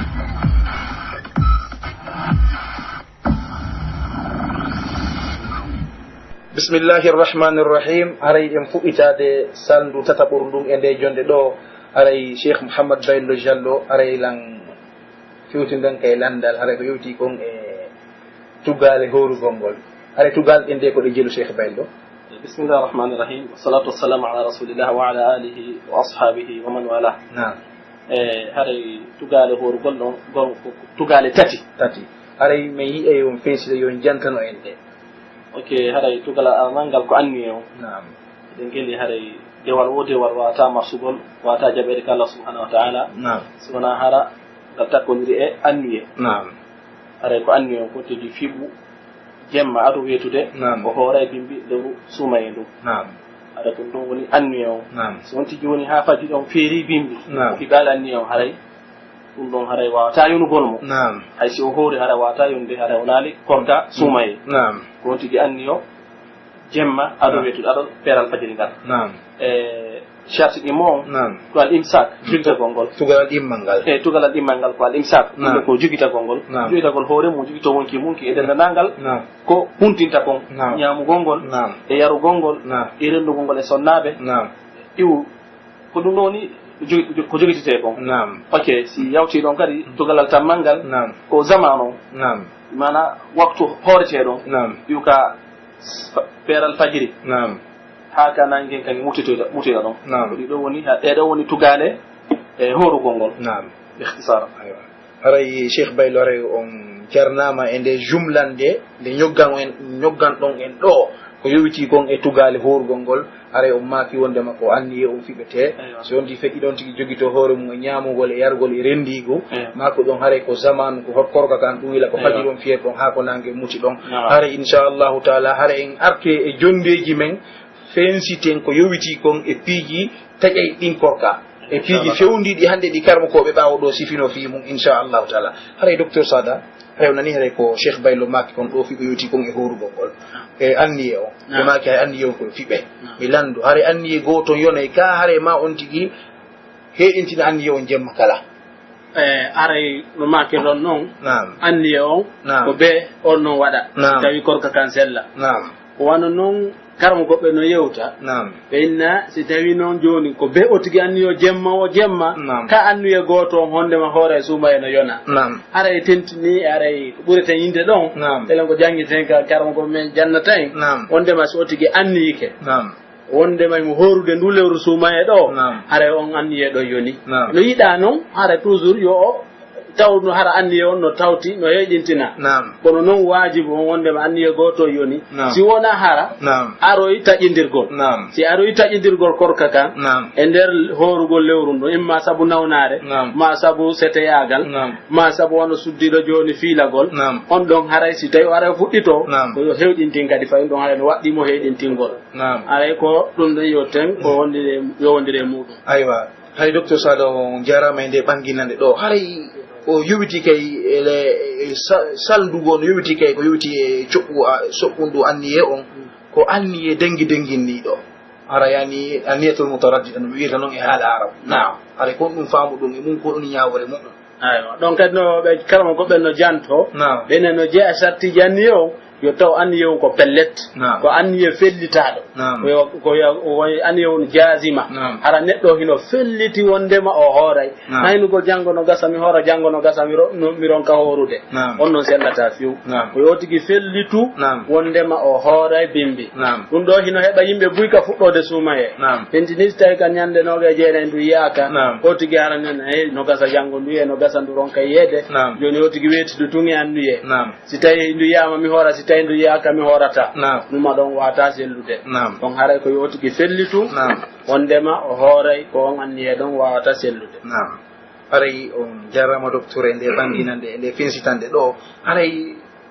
landal kay no yalta ɗon si goɗɗo saliki anniye o kama ko fuɗɗa ha wiyata ko rafdu niya so tigi sali ki anni korka ñalorma aray ko honɗum fanda e mum ko ɗon ñawore mum ok ɗon kadi ha ko wiyete tarafdu niya ma qat'u niya nam ko taw o tigi anni ke dewal ngal o yaha ha e nder dewal ngal ton anni o kadi ne o firti nam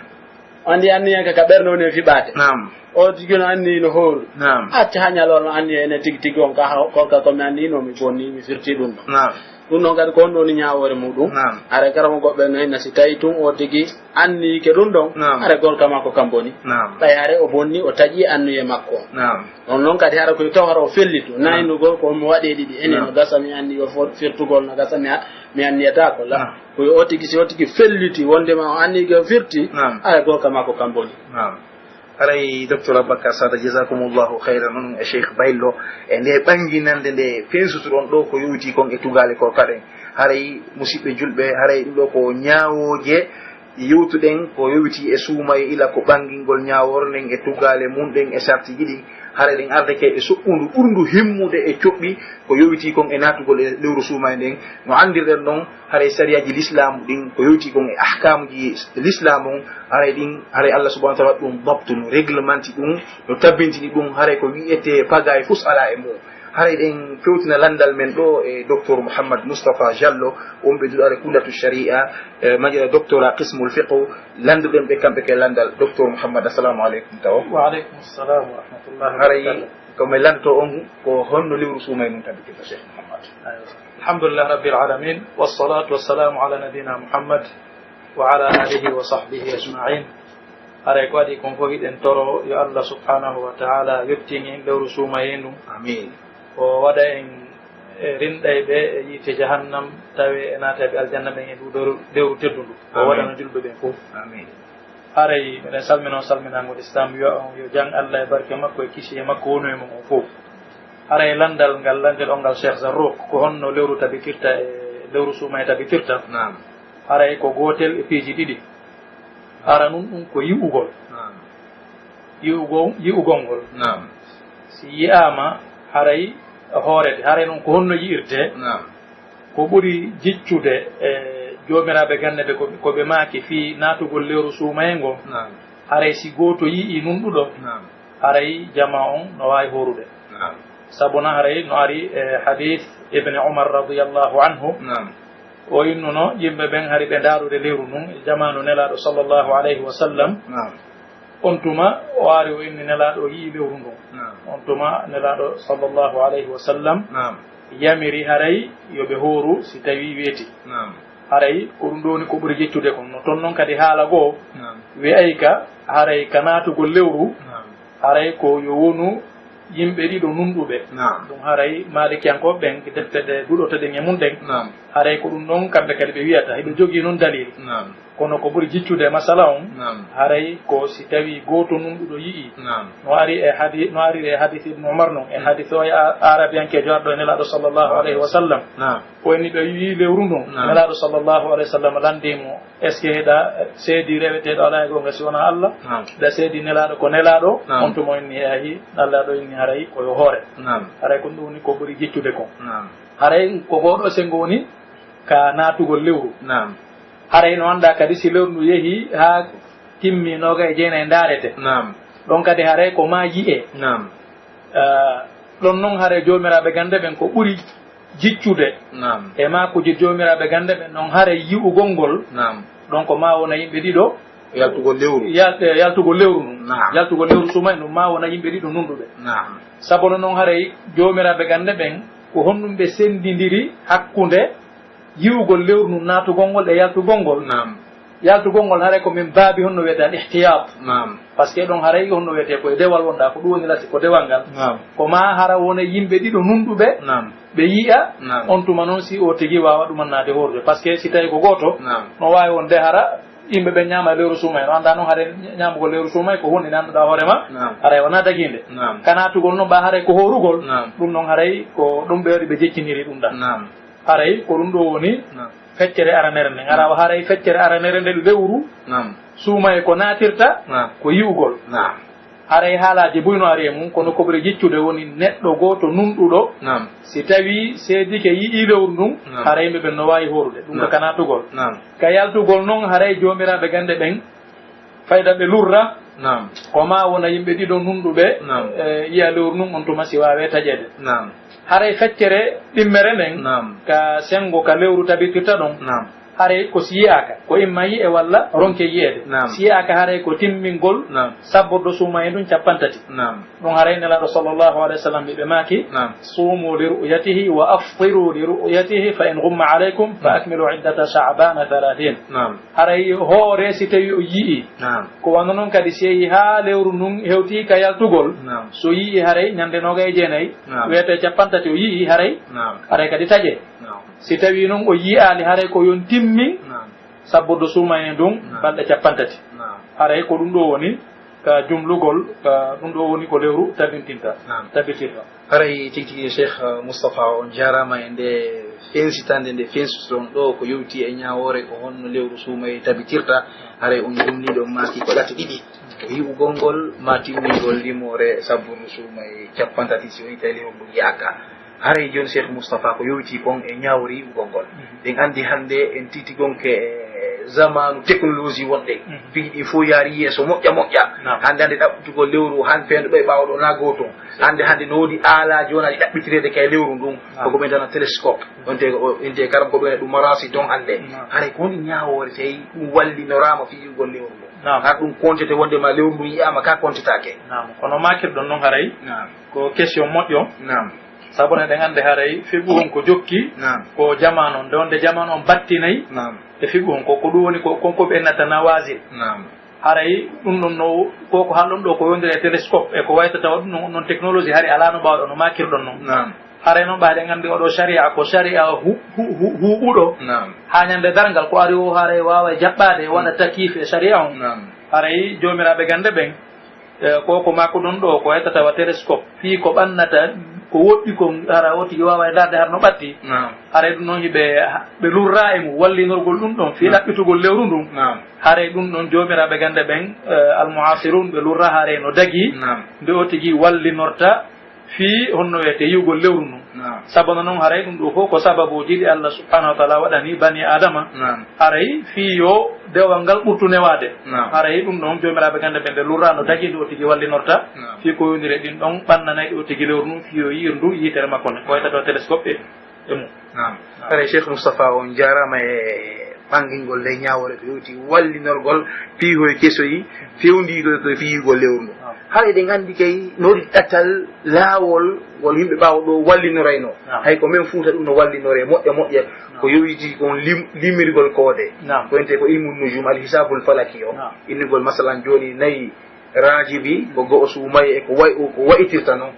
haray ɗum ɗo kay no wallinore ɓayen joni calendrier ji ɗin kay ari ɓen kamɓe kay ko hisabul falaki woni ɓe yarde maso kamɓe kay ɓe jogui calendrier ji ɗin ɓenda ko ni kamɓe kay ko hoore ilmu nujum mo woni koɓe mayi joni haray wallinorgol ɗum ɗo e natugol lewru suumayi ndu haray no dagui ka dagaki haray ko ɗum ñawore mum ko saria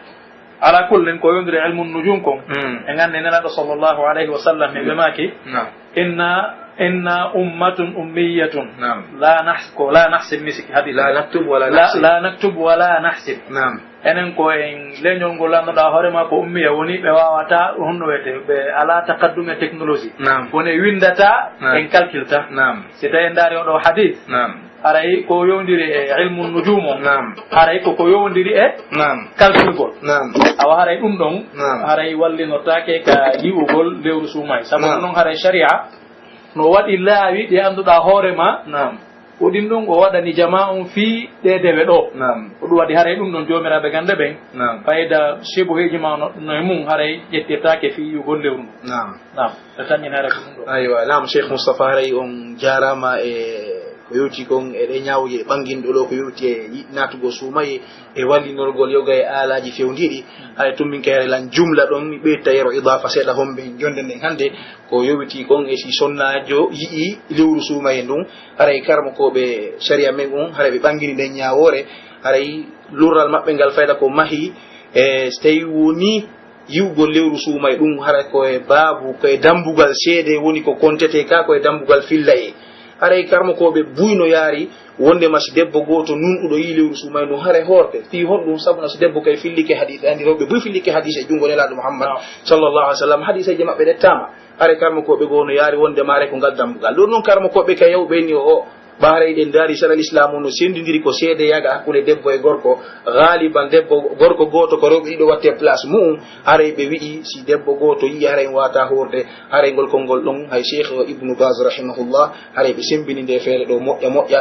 ɓe wi'i yi'ugol lewru suumay ɗum ɗon haray ko min khususiyati arrijal haray ɗum ko hunde hertorde worɓe ɓen aray ñawore go kay nara ɗon ko yowiti gon si aaden goto yii lewru suumay ma kanko tun o yii juldandu hara o hoore ka o horata haray cheikhul islam ibnu taymia rahimahullah ma i tafsil e masala on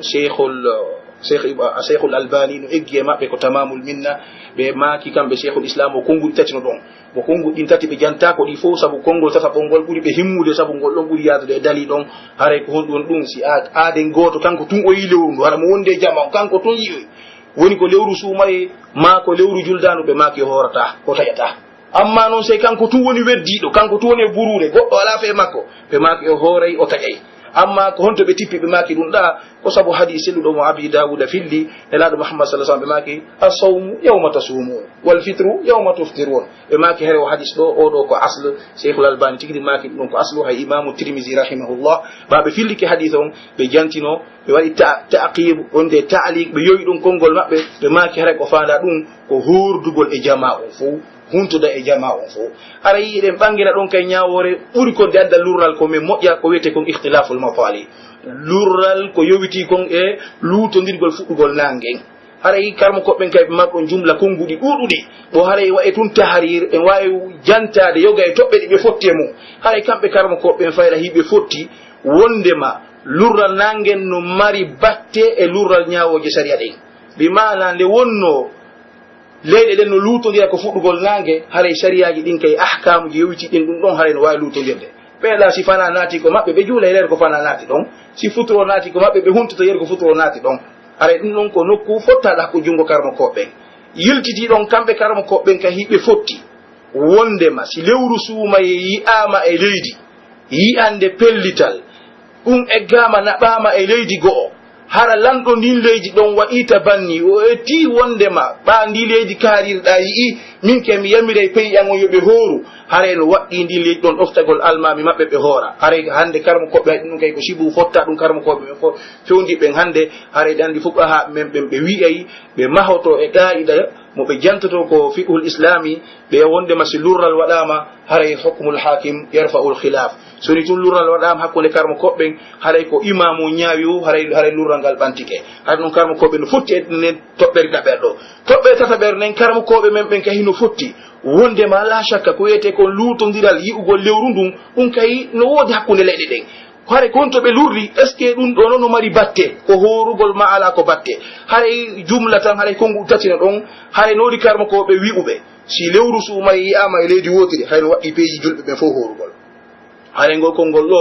ko ngol konngol woni ko konngol lollugol e madhab imam malik on ko ɗum ɗo woni ko ibnul qasim e misriyankoɓe woni ko filli e kañum imam malik haray mazhabuji go gay no mari fillaye e ngol konngol ɗo o wondema si leydi wotiri yi'i haray no waɗɗi leyɗe julɓe ɓen fof horugol suumu li ru'yatihi aftiru li ru'yatihi ɓe maaki ɗum ɗo ko hukmun am no mofti fof haray ngol konngol ɗo imamu shawkani no sembini ngol konngol ɗo moƴƴa ha ɓaɗi ngol ɗo tarjie haray konngol ɗiɗaɓolngol ko beñugol konngol aranolngol ɗo ɓeɗo kamɓe kon ɓe wi'i ɓe maaki haray no woodani leydi kala yi'ande mayri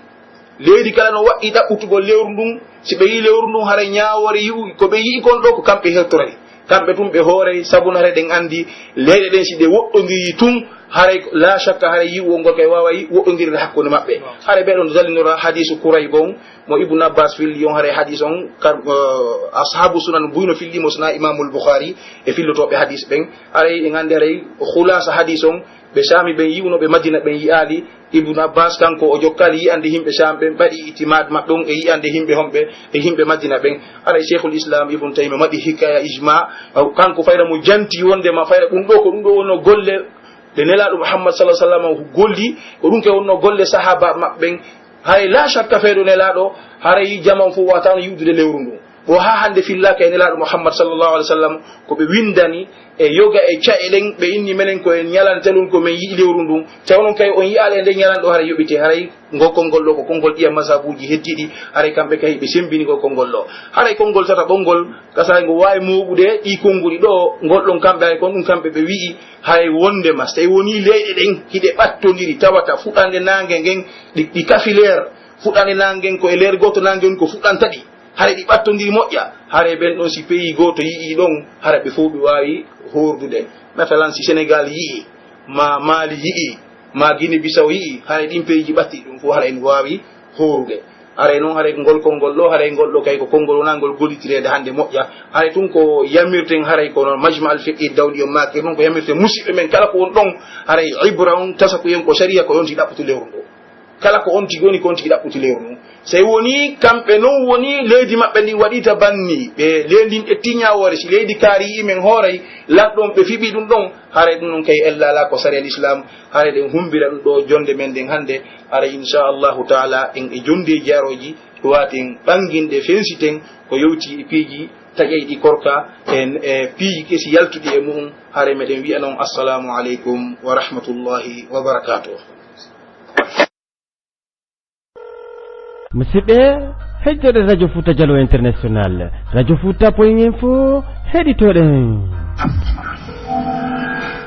Radio Fouta Djallon International, the voice of Fouta Djallon.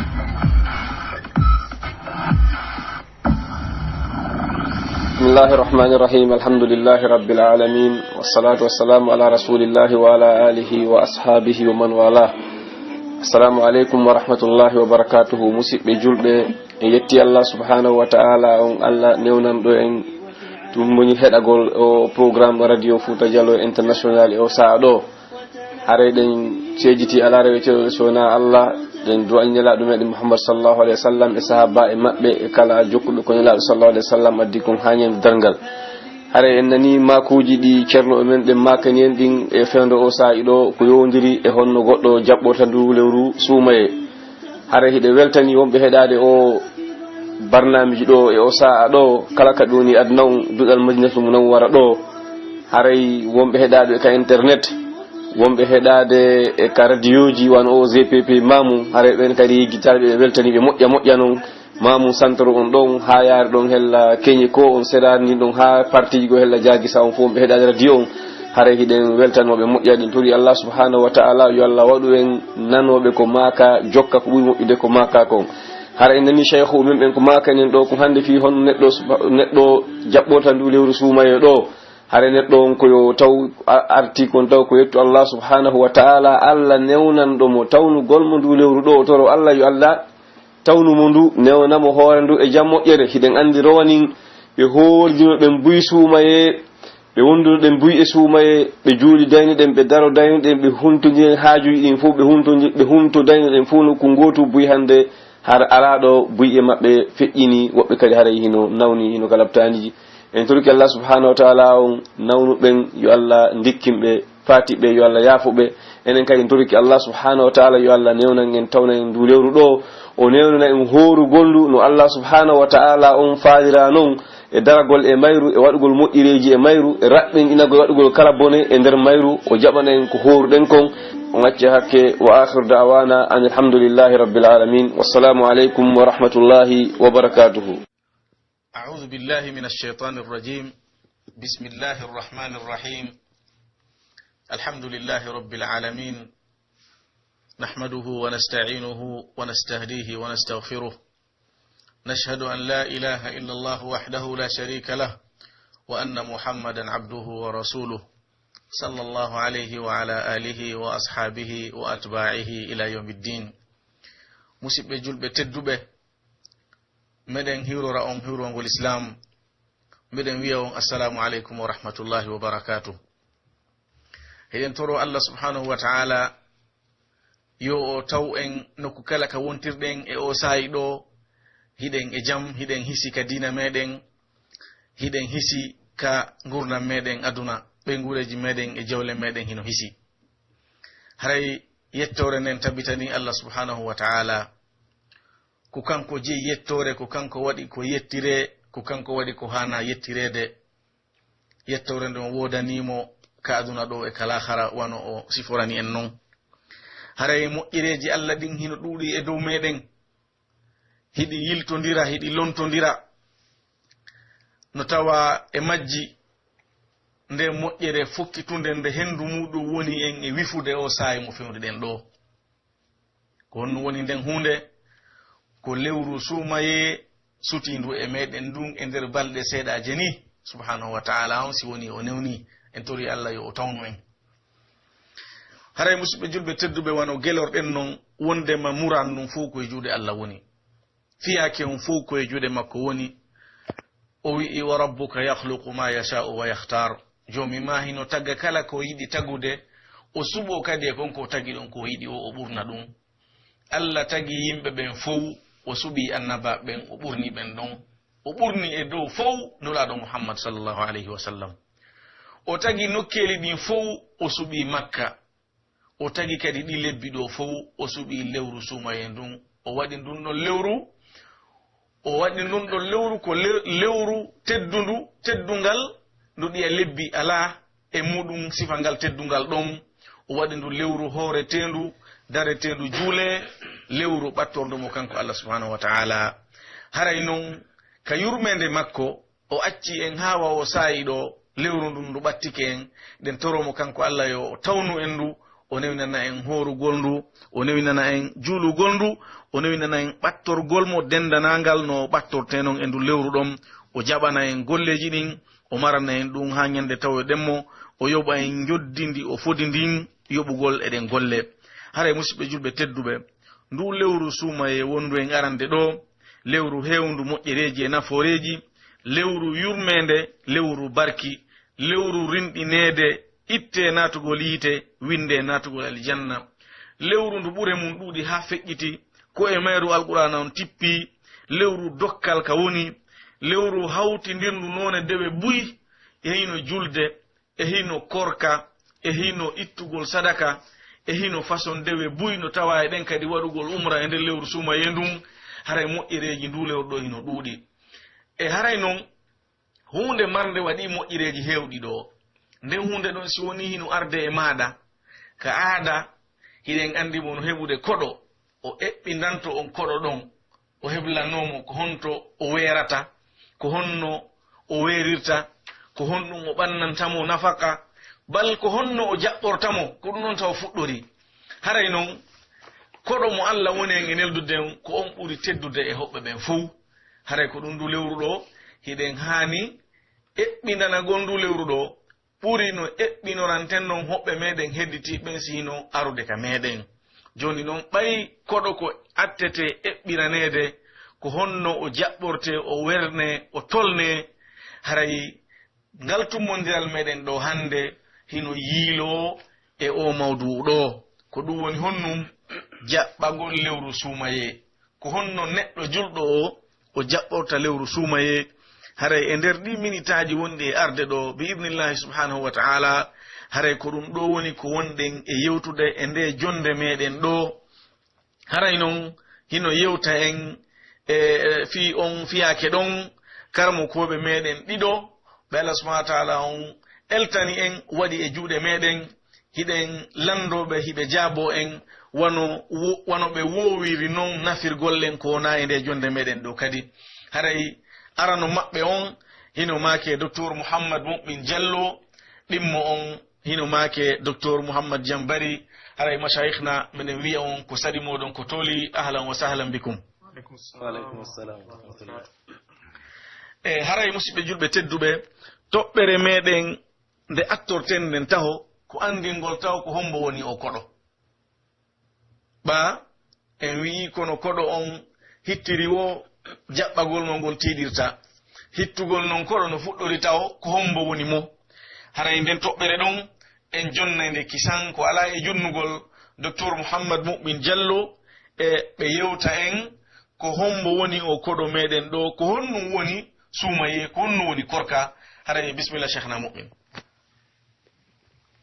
alhamdulillahi rabbil alamin, wassalatu wassalamu ala rasulillahi wa ala alihi wa ashabihi wa man tabi'ahum bi ihsanin ila yawmiddin. haray jama on fu sannama tolnama e nde yewtere men ɗo. haray mi ala e juutinde fii ko yowndire nden toɓɓere ɗon fii ɓanginalngol jama on fii ko yowndiri ɓanginalngol en o koɗo wonɗo arde ɗo en anndi ko koɗo tedduɗo wano siforɗon noon on haray ko lewru suumaye ndun joni noon haray hooru gongol ɗum ɗon hino ɓangina fii muɗum ka sari ako honɗum woni korka ka tawata Allah subhanahu wa ta'ala hino sari inani en kan ko honɗum woni kan korka ɗum ɗon haray karamo koɓɓen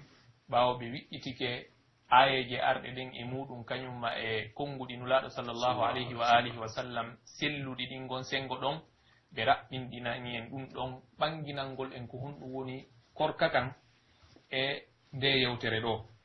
haray ɓe wi ko honɗum woni korka ɓe wi wondema haray ko jogitagol ko wiyete kon al imsak haala arabu bimana ko neɗɗo on yo jogito hoore makko e dendanigal kala piiji tawayɗi ɗin bimana wonay sabu o taƴude konko o jogiti ɗon wano ñaamugol ma ɗum yarugol ma ɗum rendigu e ko nanditata siga ɗin piiji ɗon iɗen anndi o saa'i ɗo no woodi piiji goo wonayɗi sabu ha goɗɗo si tawi mo hoori hara si o waɗi ɗin ɗon hara ɗum ɗo wonay sabu taƴugol korka makko kan idan neɗɗo on ko yo jogito hoore makko e kala ko tawata kon taƴinaymo ko o jogiti kon ko hoori kon hara ko o waɗiri ɗum ɗon kadi ko fii Allah subhanahu wa ta'ala ko ɗoftagol Allah ina ɗum ɗon ɓay finama tawama ɗum ɗon no waɗede on tigi kadi waɗa ɗum ɗon la innama hoorugol ngol koyo on tigi jogito hoore mum e ñaamugol e yarugol e ko nanditata e siga ɗin piiji ɗon hara ko o fandori ɗum ko fii Allah subhanahu wa ta'ala ko ɗoftagol yamirore nde Allah yamiri nden ɗum ɗon noon hino waɗana mudda hino waɗana tan hino waɗana zaman ko itti honto ha heɓi onto ɗum haray ko gila ka fajiri on feeri ha nangi ngi muta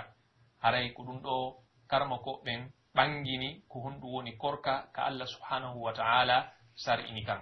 haray ko ɗum ɗo cheikhna awa jazakumullah khairan wa barakallahu fikum haray ɓaawo en andude ko honnum woni ka korka e haray no ɗen hani kadi e feññingol ɗon ko honnum woni ñawore ka korka aw ka korka enen ɗo fof e meɗen e mawɓe meɗen e mawɓe muɗum fino tawi mawɓe muɗum hino horude ndu lewru sumaye yalli noon ɗum ɗo ko naamu ni ko aada wonino ko jikkinorɗen ka ko diina ni si tawi kadi ko diina ko hunde tumde islam o yiɗi yo waɗe Allah subhanahu ɗo to yiɗi ka o farlini ɗum e meɗen wona falaɗo o waɗata ko tawhi no waɗɗima ya waɗu e hoore ko wiyete kon obligation tawata hara a wawata ronkude wadde sina ɗum hara tikkere Allah nden hino joli e maɗa haray ko feññinanta en ɗum ɗo ko docteur Mouhammad Diang Bari haray ɗen feƴƴiɗen jonnudeɓe micro on fali tafaddal mashkouran majura haray jarni docteur Mouhammad Sita Bari e dow ko ɓe ardini ɗo e ndeɗo ɗe yewtere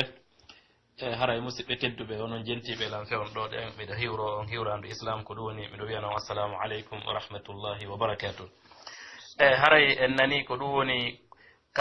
fi kaɗoɗen korka yalli ɗum ɗo koko waɗɗini ko be goto kala e men waɗa ka ko hunde yiɗande mo waɗi no moƴƴi mo waɗali ella ala haray Allah subhanahu wa ta'ala no yewti en ñawore kaɗoɗen korka ka alqur'anare teddunde ko wona noon kadi nelaɗo makko on sallllahu alayhi wa sallama kañum kadi no yewti en ndennode ñawore karama ko ɓe gande ɓen fof fotti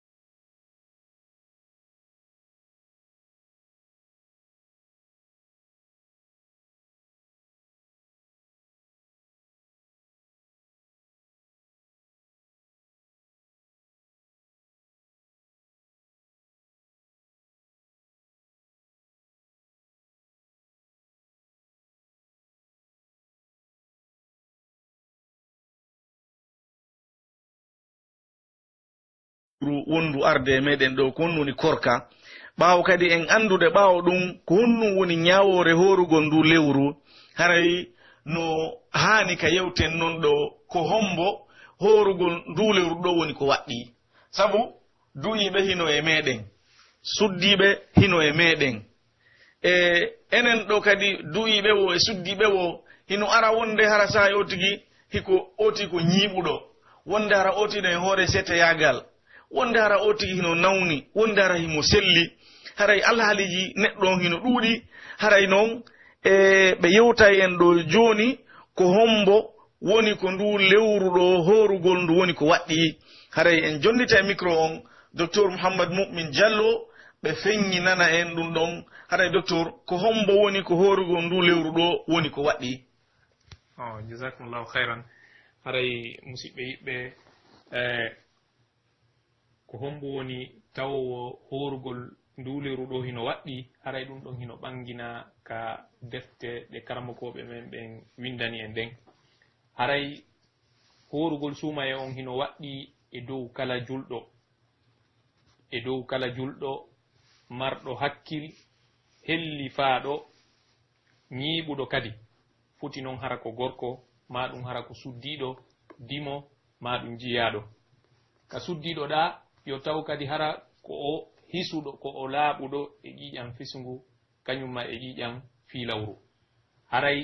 si ɗiɗo piiji timmi e neɗɗo on haray oɗo horugol suumaye on waɗɗikemo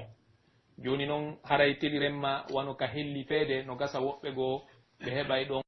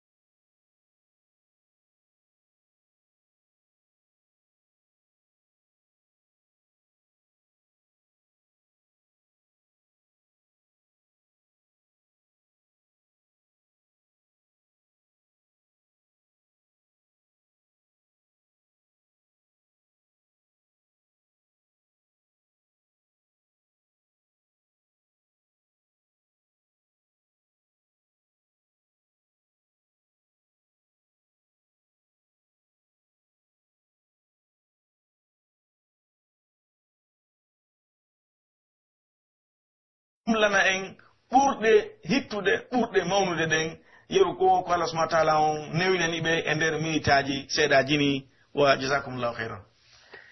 haray nam ko non woniri haray ona docteur Mouhammad Sita Bari yewtiri noon ɗen koɗo tedduɗo hino fokkiti koɗaden haray noon tawi no haani nde yewten sifaji oɗo ɗen koɗo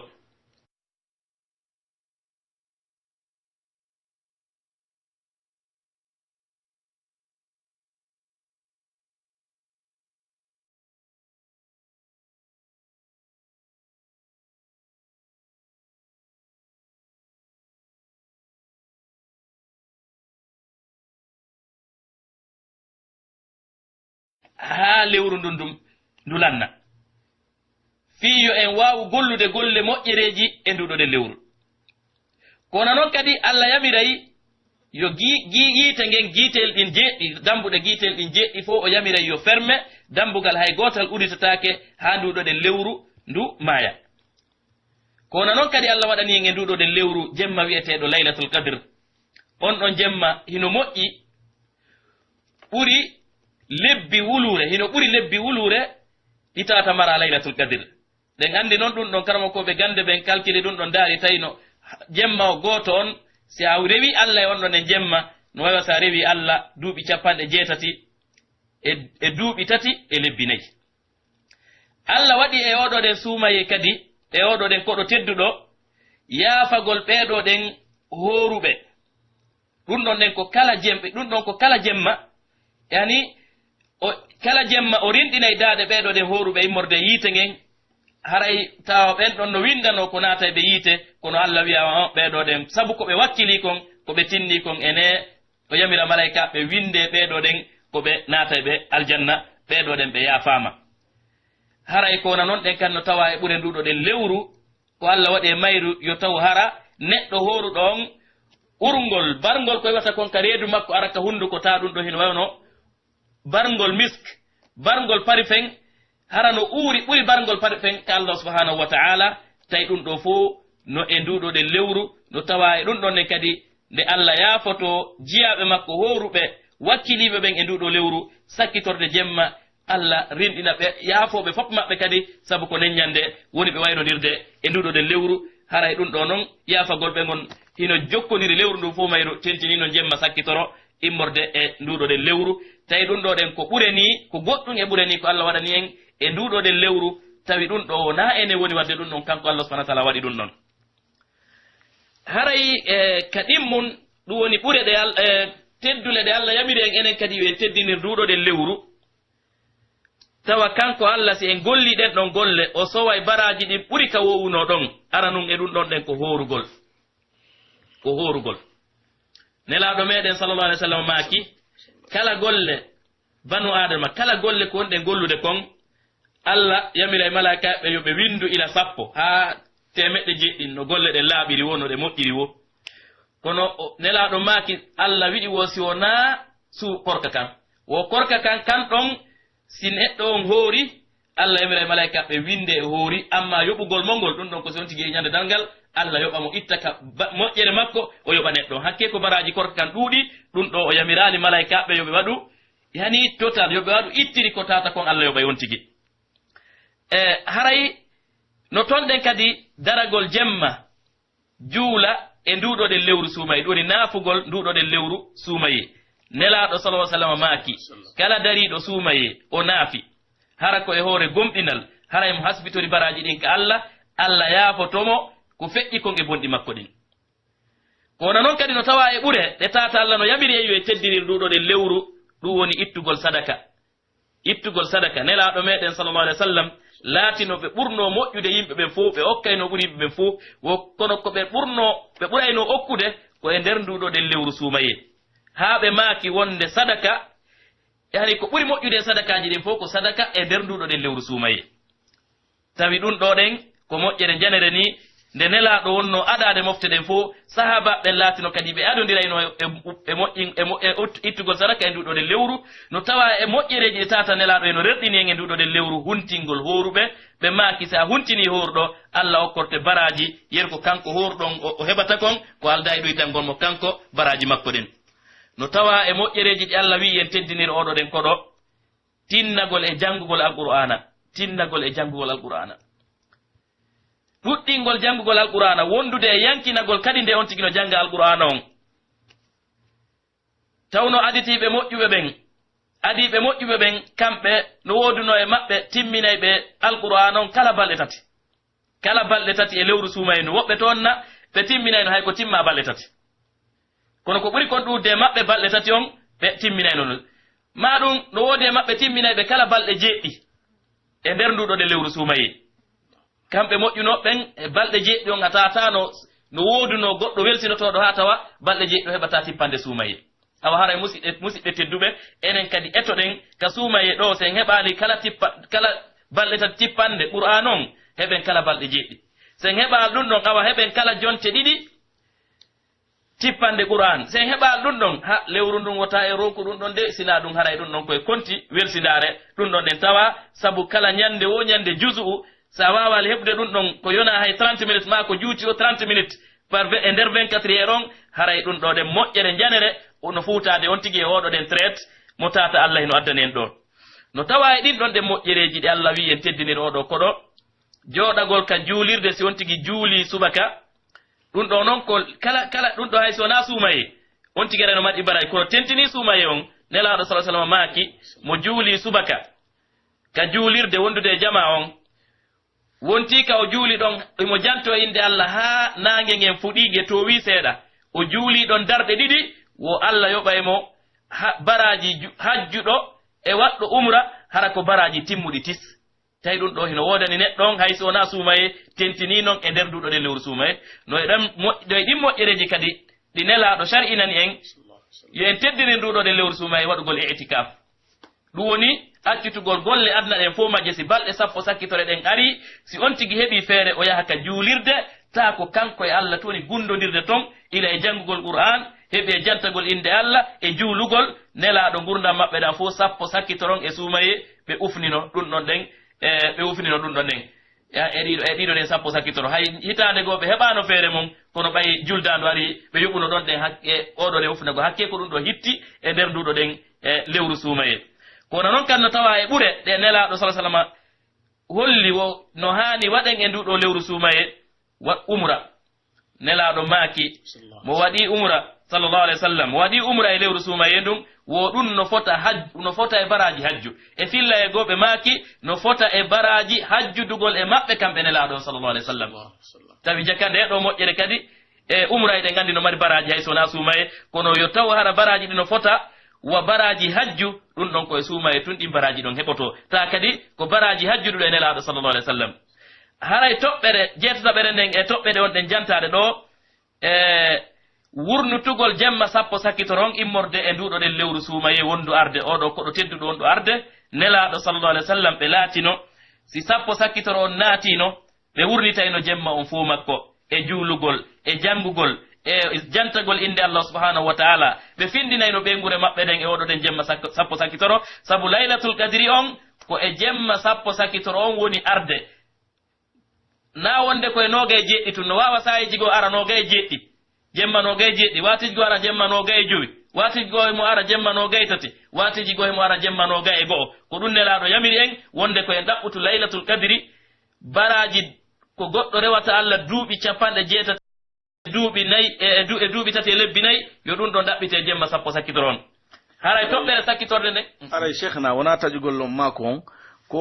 ko maako ɗon ɗo jemma sappo sakkitoron ko jemma goto on fandi ɗon ka ko jemmaji balɗe sappo sakkitiɗe ɗen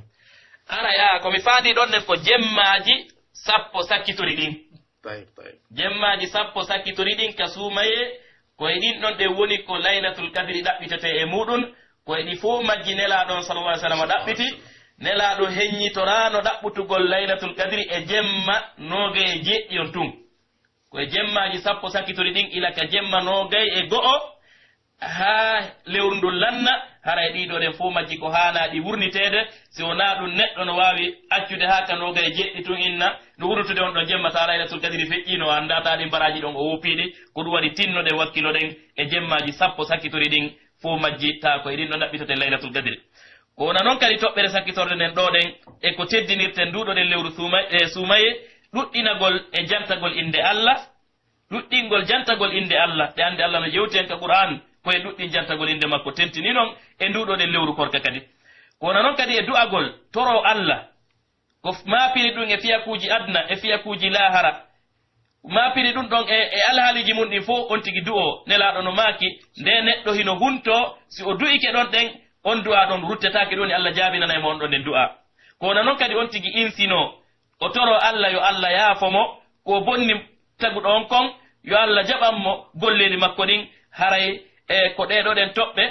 mi wawi e yewde ɗo ɗen e golleji ɗi haanuɗen teddinirde oɗo ɗen koɗo meɗen golleji ɗin hino ɗuuɗi kono ɗe koko yewtuɗen ɗo no tawa e ɓurɗi hittude itata oɗo ɗen koɗo tedduɗo ɗon ndirɗo lewru suumaye no haana e jaɓɓorede neɗɗo e ani no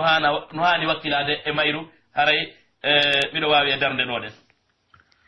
جزاكم الله خيرا وبارك الله فيكم وفي علمكم ونفع بكم الإسلام والمسلمين هراي مسيب جلبة تدوبة o sawi feƴƴuɗo ɗo en nani ko docteur mouhammad diang maaki ɗo kon ko yowodiri e ɓure ndu lewru modi ɗum ɗo feñani en e nder o sawi mo juutaɗo hay e seeɗa feñani en jaka ndu lewru de ko lewru marndu ɓure lewru ndu fimum teddi lewru ndu fimum towi mouradu moƴƴuru haray noon ɗe ɓure ɗo neɗɗo hana welsindagol ha o ɗale ɗe ha o ronka heɓude ɗe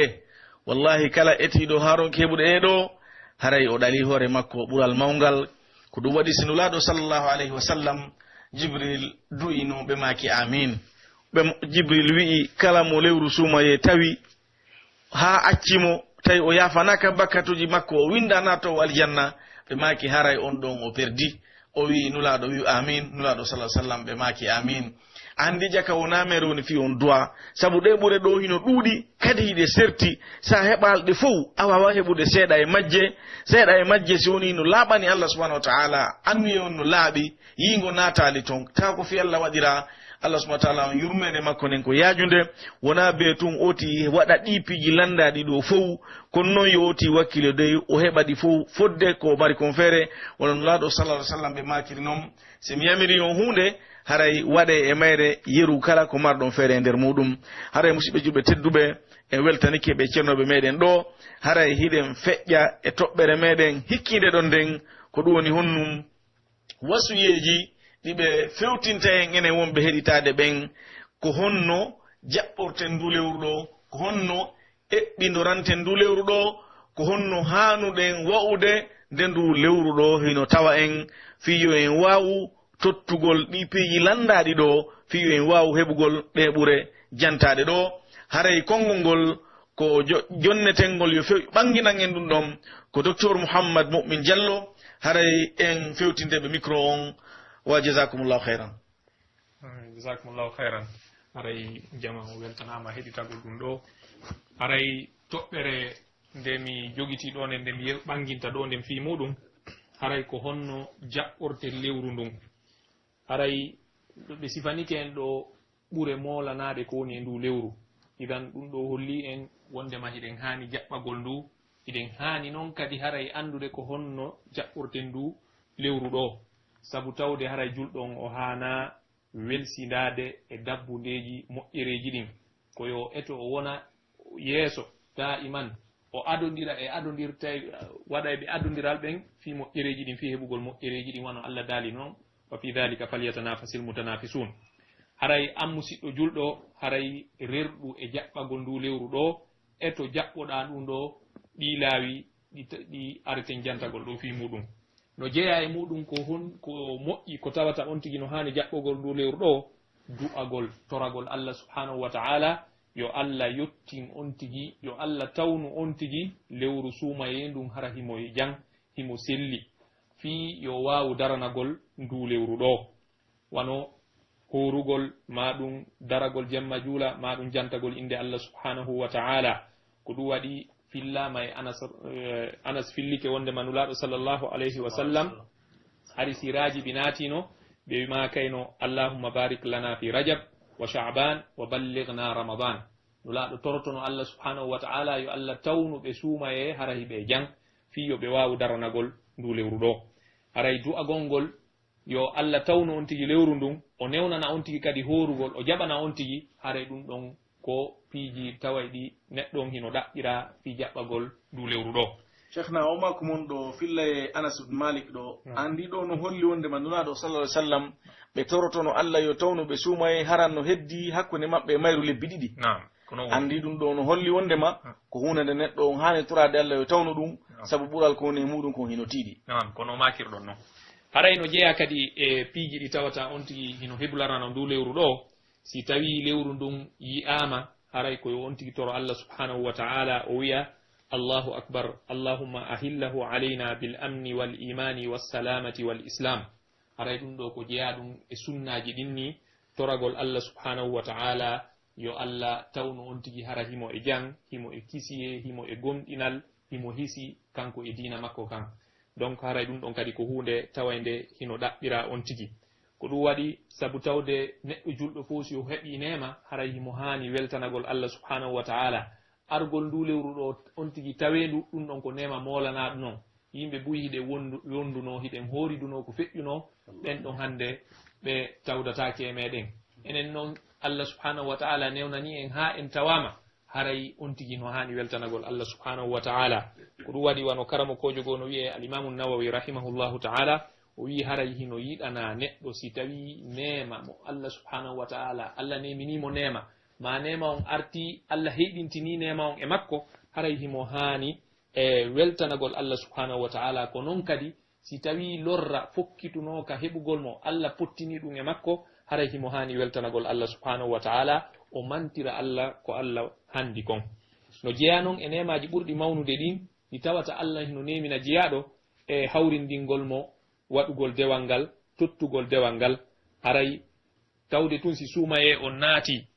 on tigi suumaye on tawimo himo e cellal haray ɗum ko nema molanaɗo ɗon on nema ɗon hino hani yettugol mo hino hani yettugol allah subhanahu wa ta'ala e on nema ɗon haray no jeeya kadi e piiji ɗi neɗɗon jaɓɓorta ndu lewru ɗo e fiɓugol desida bi mana on tigi e ndu lewru ɗo ɓaytundu tawimo inchallahu ta'ala o fiɓa ka ɓernde makko wondema o geray nder foddetaga makko o naftora ndu lewru ɗo on ɗum woni naftorgol ndu lewru ɗo ko tottugol ko allah subhanahu wa ta'ala yamiri kon e sunna piiji tawayɗi ɗin hino ɗaɓɓayo on tigi waɗɗo e ndu lewru ɗo o desida wondema inchallahu o etoto foddetaga makko o waɗa ɗin piiji ɗon o nafitora ndu lewru ɗo e waɗugol dewe jantagol inde allah subhanahu wa ta'ala janngugol qur'an e ko waytata noon wano ɗin piiji o etoto foddetaga makko idan hara ko ɗum ɗon woni ka ɓernde makko hara ko on décision o jogii ko ɗum waɗi kono si en daari en tawa e buyi fiyakuji maɓɓe aduna ɗin fof hiɓe waɗa plan fi majji hiɓe planifiya ɗi ko honno ɓe warrata kono si awi teliremma ka dewal tawa on tigi no welsinirgon sengo ɗon yo allah subhanahu wa ta'ala dandu en ɗum isan on tigi no hani planifiyade fi affaire lahira makko on kadi harana fi aduna on tun o planifiyata ko noon kadi neɗɗo on no yewtirɗen noon waɓutuji ɗin o gera ɗi waɓutuji ɗo o alɗinora ɗi o nafitora ɗi hara ɗi perdirali ni ko noon kadi no jeeya ko jaɓɓorta ndu lewru ɗo e andinagol gerugol faama ñawoje suumaye on hara hina fitum fini o tawi fo hino horde kankadi o hoora o jokkira noon innama koyo geru o ɓatto karamo ko ɓen o heɗo o lando fi o andu ko ñawoje yowdirɗe e ndu lewru ɗo hara o accirali ɗum ɗon ni tum donc haray hino waɗɗi julɗon si ɗen andi neɗɗon hino hani simo rewde allah subhanahu wa ta'ala koyo rewir allah gandal o aroytaka allah subhanahu wa ta'ala ñande dargal o waɗa goɗɗum ha o gayna tawana hino waɗirte noon o inna kanko hari o andano hande noon si en daari en tawayi wasilaji no gandal ngal heɓora no on tigi wawa humpitorde ñawoje ɗen haray hino newi ha e ɓawo ɗo num hari hino metto fi kono hande ɗum haray hino newi donc haray on tigi o maranganto haray ka Allah subhanahu